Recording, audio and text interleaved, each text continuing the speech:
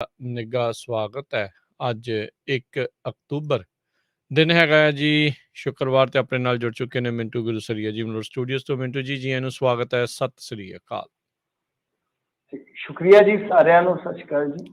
ਸਾਡੇ ਅੱਜ ਦੇ ਪ੍ਰੋਗਰਾਮ ਖਬਰ ਤੇ ਨਜ਼ਰ ਨੂੰ ਸਪਾਂਸਰ ਕਰਦੇ ਨੇ ਖਾਲਸਾ ਇੰਸ਼ੋਰੈਂਸ ਏਜੰਸੀ, ਜਿਨ੍ਹਾਂ ਦੇ ਕੋਲੋਂ ਤੁਸੀਂ ਹਰ ਇੱਕ ਤਰੀਕੇ ਦੀ ਇੰਸ਼ੋਰੈਂਸ ਕਰਵਾ ਸਕਦੇ ਹੋ। ਇੰਸ਼ੋਰੈਂਸ ਬਾਰੇ ਪਤਾ ਕਰਨ ਲਈ ਕਾਲ ਕਰ ਸਕਦੇ ਹੋ।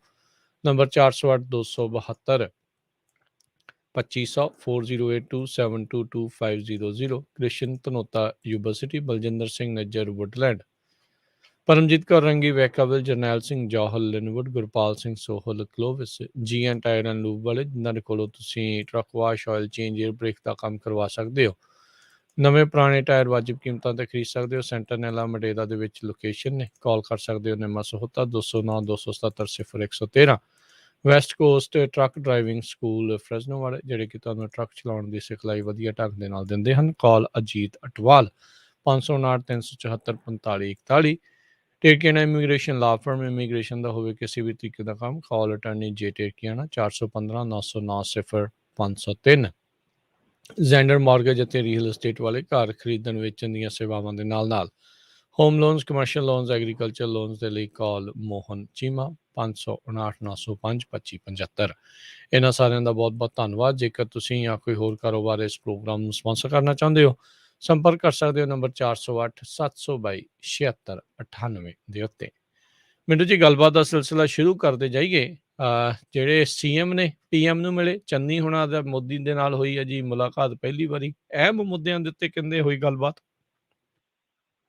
ਹਾਂਜੀ, ਇਹ ਪਹਿਲੀ ਮਰਤਬਾ ਗਏ ਸਨ। ਵੈਸੇ ਸ਼ਿਸ਼ਟਾਚਾਰੀ ਮੁਲਾਕਾਤ ਦੀ ਇੱਕ ਰਸਮ ਹੈ, ਰਵਾਇਤ ਹੈ ਕਿ ਜਦੋਂ ਵੀ ਕੋਈ ਨਵਾਂ ਮੁੱਖ ਮੰਤਰੀ ਬਣਦਾ ਵਾ ਤਾਂ ਉਹ ਪ੍ਰਧਾਨ ਮੰਤਰੀ ਨੂੰ ਜਾ ਕੇ ਮਿਲਦਾ ਹੈ। ਤੇ ਦੇਖੋ ਹੁਣ ਜਿਹੜੇ ਇਹਨਾਂ ਨੇ ਮੁੱਦੇ ਚੁੱਕੇ ਆ, ਉਹ ਇਹਨਾਂ ਦੀ ਜ਼ੁਬਾਨੀ ਆ। 40 ਮਿੰਟ ਤਕਰੀਬਨ ਗੱਲਬਾਤ ਹੋਈ ਆ। ਉਹਦੇ ਵਿੱਚ ਕੀ ਇਹ ਤਿੰਨੇ ਮੁੱਦੇ ਡਿਸਕਸ ਕੀਤੇ ਗਏ ਜਾਂ ਕੁਛ ਹੋਰ ਗੱਲਬਾਤ ਹੋਈ ਹੈ, ਉਹ ਆਪਾਂ ਨੂੰ ਨਹੀਂ ਪਤਾ। ਪਰ ਇਹਨਾਂ ਨੇ ਬਾਹਰ ਆ ਕੇ ਜੋ ਬਰੀਫਿੰਗ ਕੀਤੀ ਆ ਪ੍ਰੈਸ ਨੂੰ, ਉਹਨਾਂ ਨੇ ਇਹੀ ਗੱਲ ਆਖੀ ਆ CM ਸਾਹਿਬ ਨੇ ਕਿ ਦੇਖੋ, ਇੱਕ ਤੇ ਅਸੀਂ ਮੁੱਦਾ ਚੁੱਕਿਆ ਵਾ ਕਰਤਾਰਪੁਰ ਸਾਹਿਬ ਕੋਰੀਡੋਰ ਖੋਲਣ ਵਾਸਤੇ। ਉਹਦੇ ਵੈਸੇ ਤੁਹਾਨੂੰ ਪਤਾ ਹੀ ਹੈ ਕਿ ਮੇਰੇ ਖਿਆਲ ਦੇ ਨਾਲ ਜਦੋਂ ਪਹਿਲੀ ਵੇਵ ਖਤਮ ਹੋਈ ਉਦੋਂ ਵੀ ਮੰਗ ਕੀਤੀ ਗਈ ਸੀ, ਹੁਣ ਦੂਜੀ ਵੀ ਖਤਮ ਹੋ ਗਈ ਆ, ਤੀਜੀ ਕਹਿੰਦੇ ਕਿ ਆਉਣੀ ਨਹੀਂ ਆ। ਚਲੋ ਚੰਗੀ ਗੱਲ ਹੈ, ਕੁਛ ਨਾ ਕੁਛ ਸੁੱਖ ਦਾ ਸੁਨੇਹਾ ਵੀ ਕਿਸੇ ਪਾਸਿਓਂ ਪ੍ਰਾਪਤ ਹੁੰਦਾ ਹੈ। ਪਰ ਕਰਤਾਰਪੁਰ ਸਾਹਿਬ ਕੋਰੀਡੋਰ ਨੂੰ ਖੋਲਣ ਦੀ ਕਦੇ ਵੀ ਇਹਨਾਂ ਨੇ ਚੇਸ਼ਟਾ ਹੀ ਨਹੀਂ ਕੀਤੀ, ਕਦੇ ਕੋਈ ਯਤਨ ਹੀ ਨਹੀਂ ਹੋਇਆ। ਉਹ ਜ਼ਰੂਰ ਮੇਰੇ ਖਿਆਲ ਦੇ ਨਾਲ ਉਧਰ ਸੋਚਣਾ ਚਾਹੀਦਾ। ਦੂਜੀ ਇੱਕ ਇੱਥੇ ਬੜੀ ਸਮੱਸਿਆ ਵੱਡੀ ਹੋ ਗਈ ਆ। ਵੱਡੀ ਸਮੱਸਿਆ ਇਹ ਹੋ ਗਈ ਆ ਕਿ ਉਤਰਾ ਆਪਣੇ ਇੱਥੇ 1 ਅਪ੍ਰੈਲ ਤੋਂ ਕਣਕ ਦੀ ਖਰੀਦ ਸ਼ੁਰੂ ਹੋ ਜਾਂਦੀ ਆ ਤੇ 1 ਅਕਤੂਬਰ ਤੋਂ ਜੀਰੀ ਵਿਕਣੀ ਸਟਾਰਟ ਹੋ ਜਾਂਦੀ ਆ। ਐਤਕੀ ਕੀ ਕੀਤਾ ਇਹਨਾਂ ਨੇ, ਮੋਦੀ ਸਰਕਾਰ ਨੇ ਉਹ ਜਿਹੜੀ ਖਰੀਦ ਆ ਉਹ 10 ਦਿਨ ਲੇਟ ਕਰ ਦਿੱਤੀ ਔਰ ਵਧਾ ਦਿੱਤੀ ਕਿ ਦੇਖੋ ਜੀ ਮੀਂਹ ਪੈ ਗਏ ਆ ਤੁਹਾਡੇ ਇੱਧਰ। ਤਾਂ ਹੁਣ ਕਿਸਾਨ ਜਿਹੜੇ ਕਿ ਕੁਝ ਫਸਲ ਵੱਢੀ ਬੈਠੇ ਸਨ, ਕੁਝ ਵੱਢਣ ਦੀ ਤਿਆਰੀ ਵਿੱਢੀ ਬੈਠੇ ਸਨ, ਉਹ ਸਾਰੇ ਹੀ ਰਗੜੇ ਗਏ। ਤਾਂ ਬਹਰਹਾਲ ਜੇ ਮੀਂਹ ਵਿੱਚ ਵਿਚਾਲੇ ਪੈ ਜਾਂਦਾ, ਕਹਾਣੀ ਗਾਂ ਦੀ ਗਾਂ ਚਲੇ ਜਾਣੀ ਹੈ। ਤਾਂ ਦੂਜੇ ਪਾਸੇ ਭਾਰਤ ਭੂਸ਼ਣ ਆਸ਼ੂ ਜਿਹੜੇ ਇੱਥੇ ਦੇ ਖੁਰਾਕ ਤੇ ਸਫਾਈ ਮੰਤਰੀ ਹੈਗੇ ਨੇ, ਤਾਂ ਉਹ ਕਹਿੰਦੇ ਆ ਕਿ ਸਾਡੀ ਤੇ ਤਿਆਰੀ ਸੀ ਫੁੱਲ, ਐਨ ਮੌਕੇ ਤੇ ਸਾਨੂੰ ਮੇਲ ਆਇਆ ਜਾਂ ਪੱਤਰ ਆਇਆ ਕਿ ਭਾਈ ਤੁਸੀਂ ਖਰੀਦ ਕੱਲ ਨੂੰ ਸਟਾਰਟ ਨਹੀਂ ਕਰਨੀ, ਖਰੀਦ 11 ਤਰੀਕ ਨੂੰ ਸਟਾਰਟ ਕਰਨੀ ਹੈ ਜੀ।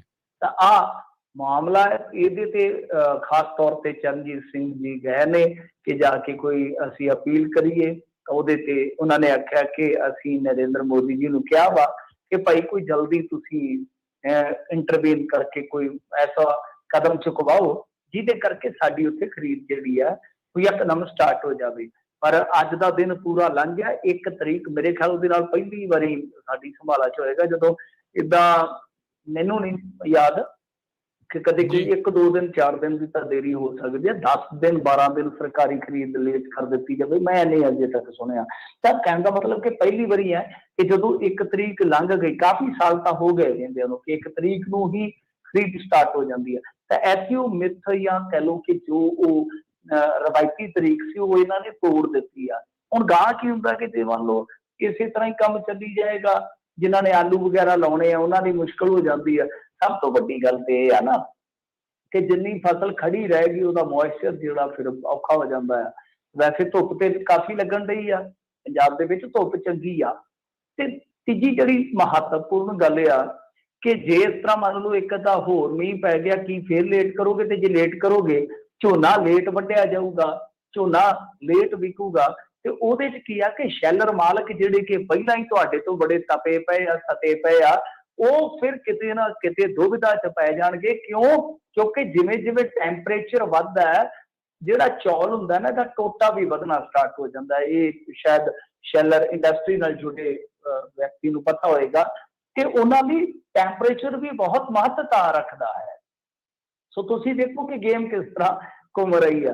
ਤਾਂ ਦੇਖੋ ਹੁਣ ਕੀ ਇਹ ਕਰਦੇ ਨੇ, ਕੀ ਨਹੀਂ ਕਰਦੇ, ਪਰ ਚਰਨਜੀਤ ਸਿੰਘ ਹੋਰਾਂ ਨੇ ਇਹ ਮੁੱਦਾ ਵੀ ਚੱਕਿਆ। ਤਾਂ ਤੀਸਰਾ ਮੁੱਦਾ ਹੈ ਖੇਤੀ ਕਾਨੂੰਨਾਂ ਨੂੰ ਲੈ ਕੇ ਕਿ ਉਹਨਾਂ ਨੂੰ ਰੱਦ ਕੀਤਾ ਜਾਣਾ ਚਾਹੀਦਾ। ਉਹਨਾਂ ਨੇ ਆਖਿਆ ਕਿ ਸਾਡੀ ਆਰਥਿਕਤਾ ਦੀ ਬੈਕਬੋਨ ਆ, ਸਾਡਾ ਜਿੱਦਾਂ ਕਹਿ ਲਈਏ ਕਿ ਜਿਉਣ ਦਾ ਸੋਰਸ ਆ ਭਾਈ, ਜ਼ਿੰਦਗੀ ਦਾ ਸੋਰਸ ਆ ਪੰਜਾਬੀ ਦਾ ਖੇਤੀ।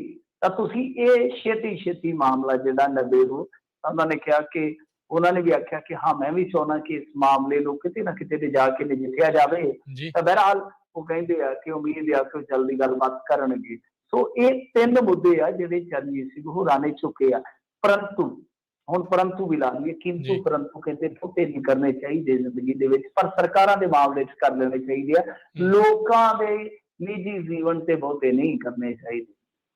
ਉੱਥੇ ਜੇ ਕਰਨ ਲੱਗਾਂਗੇ ਖਾਮੀਆਂ ਲੱਭਾਂਗੇ ਤਾਂ ਬਹੁਤ ਕੁਛ ਹੈ, ਪਰ ਇੱਥੇ ਖਾਮੀਆਂ ਲੱਭਣ ਦੀ ਜ਼ਰੂਰਤ ਹੁੰਦੀ ਹੈ। ਖੈਰ ਗੱਲ ਇਹ ਆ ਕਿ ਠੀਕ ਆ, ਮੁੱਦੇ ਤੇ ਤਿੰਨੇ ਹੀ ਬਹੁਤ ਜ਼ਰੂਰੀ ਨੇ। ਆਪਾਂ ਕਿਸੇ ਵੀ ਮੁੱਦੇ ਤੇ ਇਹ ਨਹੀਂ ਕਹਿ ਸਕਦੇ ਕਿ ਕੋਈ ਗੈਰ ਜ਼ਰੂਰੀ ਆ, ਗੈਰ ਵਾਜਬ ਆ।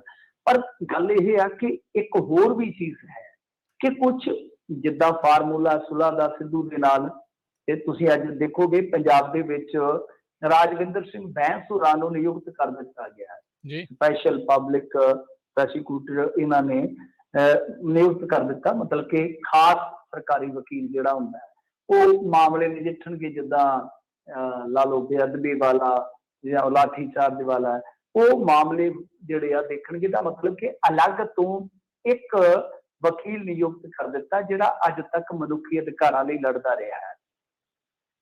ਰਾਜਵਿੰਦਰ ਸਿੰਘ ਬੈਂਸ ਤੇ ਸਵਾਲ ਨਹੀਂ ਚੁੱਕੇ ਜਾ ਸਕਦੇ ਮੇਰੇ ਖਿਆਲ ਦੇ ਨਾਲ, ਤਾਂ ਨਹੀਂ।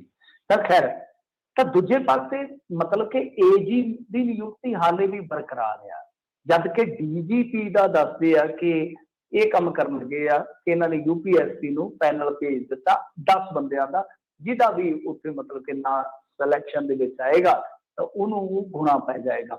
ਤਾਂ ਗੱਲ ਸਭ ਤੋਂ ਵੱਡੀ ਤਾਂ ਇਹੋ ਆ ਕਿ ਕੀ ਚਰਨਜੀਤ ਸਿੰਘ, ਚਲੋ ਇਹ ਸ਼ਿਸ਼ਟਾਚਾਰੀ ਦੀ ਮੁਲਾਕਾਤ ਦੀ ਇੱਕ ਰਸਮ ਤਾਂ ਉਹਨਾਂ ਨੇ ਨਿਭਾਉਣੀ ਹੈ, ਕਿ ਉਹ ਇਹਨਾਂ ਮਾਮਲਿਆਂ ਤੇ ਆਖਰੀ ਮੋਹਰ ਲਗਾਉਣ ਲਈ ਵੀ ਹਾਈਕਮਾਨ ਗਏ ਆ? ਕਿਉਂਕਿ ਸਿੱਧਾ ਜਾਂਦੇ, ਹੁਣ ਜੇ ਆਪਾਂ ਦੇਖੀਏ ਤਾਂ ਇੱਕ ਤੇ ਸਾਡਾ ਮੁੱਖ ਮੰਤਰੀ ਪਹਿਲਾਂ ਸੀ ਜਿਹੜਾ ਘਰੋਂ ਨਿਕਲਦਾ ਹੀ ਨਹੀਂ ਸੀ। ਇੱਕ ਆ ਵਿਚਾਰਾ ਨਿਮਾਣਾ ਆਦਮੀ, ਇਹ ਘਰੇ ਵੜਦਾ ਹੀ ਨਹੀਂ ਉਦੋਂ ਦਾ। ਵੀ ਜੇ ਫੇਰ ਦਿੱਲੀ ਦਾ ਰੌਲਾ ਪੈ ਗਿਆ, ਫੇਰ ਕਿਤੇ ਨਾ ਕਿਤੇ ਭੰਡਣੀ ਸਟਾਰਟ ਹੋ ਜਾਣੀ ਆ ਕਿ ਕੀ ਗੱਲ ਆ ਭਾਈ, ਦਿੱਲੀ ਤੁਹਾਨੂੰ ਦੂਜੇ ਦਿਨ ਹੀ ਬੁਲਾ ਲੈਂਦੀ ਆ। ਸੋ ਇਹ ਵੀ ਹੋ ਸਕਦਾ ਹੈ ਕਿ ਜੋ ਇਹਨਾਂ ਨੇ ਪਰਦੇ ਦੇ ਪਿੱਛੇ ਨਿਰਣੇ ਕੀਤੇ ਆ, ਜੋ ਵੀ ਸੁਲ੍ਹਾ ਸਫਾਈਆਂ ਦਾ ਫਾਰਮੂਲਾ ਹੈ, ਕਿ ਉਹਦੇ ਤੇ ਸਹੀ ਪਵਾ ਲਿਆਂਦੀ ਜਾਵੇ, ਮੋਹਰ ਲਵਾ ਲਿਆਂਦੀ ਜਾਵੇ। ਇਹ ਵੀ ਹੋ ਸਕਦਾ, ਕਿਉਂਕਿ ਜਿੰਨੀ ਕੁ ਮੈਨੂੰ ਜਾਣਕਾਰੀ ਆ, ਦੇਰ ਸ਼ਾਮ ਤੱਕ ਤੇ ਕੋਈ ਸਮਾਚਾਰ ਐਸਾ ਮੈਂ ਦੇਖਿਆ ਪੜਿਆ ਨਹੀਂ ਕਿ ਚਰਨਜੀਤ ਸਿੰਘ ਜੀ ਵਾਪਸ ਆ ਗਏ, ਜਦ ਕਿ ਬਾਅਦ ਦੁਪਹਿਰੇ ਫ੍ਰੀ ਹੋ ਗਏ ਸੀਗੇ। ਲੋਹੜੇ ਵੇਲੇ ਤੋਂ ਬਾਅਦ ਇਹ ਫ੍ਰੀ ਸਨ, ਇਹਨਾਂ ਦੀ ਮੁਲਾਕਾਤ ਹੋ ਚੁੱਕੀ ਸੀ। ਇਹਦਾ ਮਤਲਬ ਇਹ ਆ ਕਿ ਇੱਕ ਮੁਲਾਕਾਤ ਸ਼ਾਇਦ ਹਾਲੇ ਬਾਕੀ ਆ। ਵੈਸੇ ਮੁੱਖ ਮੰਤਰੀ ਸਾਹਿਬ ਇੱਕ ਹੋਰ ਵੀਡੀਓ ਆਈ ਸੀ ਜਿਹਦੇ ਵਿੱਚ 2:30 ਵਜੇ ਸਵੇਰ ਦਾ ਕਹੀਏ ਜਾਂ ਰਾਤ ਦਾ ਪਹਿਰ ਕਹੀਏ ਕਿ ਉਦੋਂ ਗੱਲ ਕਰ ਰਹੇ ਸੀ ਲੋਕਾਂ ਦੇ ਨਾਲ। ਤੇ ਵਾਕਿਆ ਮੈਂ ਉਹਨਾਂ ਦੀ ਭਾਗਮ ਭਾਗ ਤੋਂ ਨਾ यही कहना चाहूंगा कि वो सोचते तो नहीं, थक गया हूँ जिंदगी की भागम भाग से, बस अब सोना चाहता हूँ। जिदन से ये चीफ मिनिस्टर बने हैं, आ चाहत जरूर अधूरी है, बाकी तक शायद सारियां पूरियां हो गया होंगियां कि रज के सोना जरूर चाहते होने, उदन दे नींदां ही उड़ियां। ਜ਼ਿੰਮੇਵਾਰੀ ਦਾ ਅਹਿਸਾਸ ਜਿਹੜਾ ਹੈ ਨਾ ਹੁਣ ਹੋ ਰਿਹਾ ਆ। ਸੋ ਕਈ ਵਾਰੀ ਬੰਦੇ ਨੂੰ ਅਹੁਦਾ ਬੰਦਾ ਕਰਦਾ ਰਹਿੰਦਾ ਆ, ਨਾਲ ਆ ਵੀ ਚਲੋ ਇਹ ਮਿਹਨਤ ਕਰ ਰਹੇ, ਆਪਾਂ ਤਾਂ ਇਹੀ ਕਹਿੰਦੇ ਆ ਵੀ ਭਾਈ ਕੁਛ ਬਣ ਜਾਵੇ ਤਾਂ ਚੰਗੀ ਗੱਲ ਆ, ਪੰਜਾਬ ਦਾ ਕੁਛ ਬਣ ਜਾਵੇ ਤਾਂ ਵਧੀਆ ਆ। ਮੁਹੰਮਦ ਮੁਸਤਫਾ ਮੁੜ ਕੈਪਟਨ ਤੇ ਹਮਲਾ ਰਾਵਤ ਅਤੇ ਕੈਪਟਨ ਵੀ ਹੁਣ ਆਮੋ ਸਾਹਮਣੇ ਆਏ ਆ। ਹਾਂਜੀ, ਮੈਂ ਨਾ ਤੁਹਾਨੂੰ ਇਹ ਥੋੜੀ ਜਿਹੀ ਦੱਸਦਾ ਗੱਲਬਾਤ ਮੁਸਤਫਾ ਦੀ। ਜੀ ਮੁਸਤਫਾ ਨੇ ਜਿਸ ਤਰ੍ਹਾਂ ਦਾ ਮੋਰਚਾ ਖੋਲਿਆ, ਮੈਨੂੰ ਲੱਗਦਾ ਕਿ ਨਵਜੋਤ ਸਿੰਘ ਸਿੱਧੂ ਨੂੰ ਤੇ ਬੋਲਣ ਦੀ ਜ਼ਰੂਰਤ ਹੀ ਨਹੀਂ ਹੈ। ਔਰ ਇੱਕ ਹੋਰ ਚੀਜ਼ ਦੇਖੋ, ਉਹਨਾਂ ਦਾ ਨਾਂ ਆ ਨਵਜੋਤ ਸਿੰਘ ਸਿੱਧੂ ਦਾ ਨਿਕਨੇਮ ਹੈ ਸ਼ਾਇਰੀ। ਜੀ ਤੇ ਜਿਹੜਾ ਸ਼ਾਇਰੀ ਦੇ ਨਾਲ ਰਹਿੰਦਾ ਉਹ ਸ਼ਾਇਰੀ ਆਪਣੇ ਆਪ ਹੀ ਸਿੱਖ ਜਾਂਦਾ। ਕਮਾਲ ਦੀ ਗੱਲ ਆ, ਦੋਏ ਚੀਜ਼ਾਂ, ਬੋਲਣਾ ਵੀ ਸਿੱਖ ਜਾਂਦਾ ਹੈ ਤੇ ਸ਼ਾਇਰੋ ਸ਼ਾਇਰੀ ਘੋਲਣਾ ਵੀ ਸਿੱਖ ਜਾਂਦਾ ਆ। ਤਾਂ ਦਰਅਸਲ ਉਹ ਕੀ ਕਹਿ ਰਹੇ ਆ, ਪੱਟ ਤੇ ਥਾਪੀ ਮਾਰ ਕੇ ਹਿੱਕ ਤੇ ਹੱਥ ਰੱਖ ਕੇ ਕਹਿੰਦੇ ਆ ਕਿ ਗੱਲ ਤੇ ਇੱਥੋਂ ਸਟਾਰਟ ਹੋਈ ਸੀ ਨਾ ਕਿ ਮੈਂ ਨਵਜੋਤ ਸਿੰਘ ਸਿੱਧੂ ਨੂੰ ਜਿੱਤਣ ਨਹੀਂ ਦੇਣਾ। ਉਹ ਕਹਿੰਦੇ ਆ ਕਿ ਗੱਲ ਸੁਣ ਕੈਪਟਨਾ, ਗੱਲ ਸੁਣੋ। ਉਹ ਕਹਿੰਦੇ ਆ ਕਿ ਜਿਹੜੀ ਮਰਜ਼ੀ ਸੀਟ ਤੇ ਲੜ ਲਾ 117 ਦੇ ਵਿੱਚੋਂ, ਅੱਛਾ, ਜਿਹੜੀ ਮਰਜ਼ੀ ਸੀਟ ਚੁਣ ਲਾ, ਬਰਾਬਰ ਵੰਝ ਕੱਢਾਂਗੇ। ਤੇ ਦੂਜੀ ਗੱਲ ਇਹ ਆ ਕਿ ਜੇ ਤੁਸੀਂ ਕਹਿੰਦੇ ਹੋ ਨਾ ਕਿ ਸਿੱਧੂ ਨੂੰ ਮਤਲਬ ਕਿ ਇੱਥੇ ਪਟਿਆਲੇ ਚ ਹਰਾਉਣ ਲਈ ਤਿਆਰ ਹੈ, ਕਹਿੰਦਾ ਕਿ ਬਲੀ ਦਾ ਬੱਕਰਾ ਨਾ ਬਣਾਇਆ ਕਿਸੇ ਨੂੰ, ਫਿਰ ਐਵੇਂ ਕੋਈ ਹੋਰ ਨਾ ਤਿਆਰ ਕਰ ਦਿਓ ਕਿ ਜਾ ਬੱਚਾ ਚੜ ਜਾ ਸੂਲੀ, ਆਪ ਆਇਓ ਫਿਰ ਵੇਖਿਓ ਪਚੱਕਾ, ਫਿਰ ਵੇਖਿਓ ਪਚੱਕਾ। ਮਤਲਬ ਕਿ ਜੇ ਆਉਣਾ ਤੇ ਆਪ ਮੈਦਾਨ ਦੇ ਵਿੱਚ ਆਓ।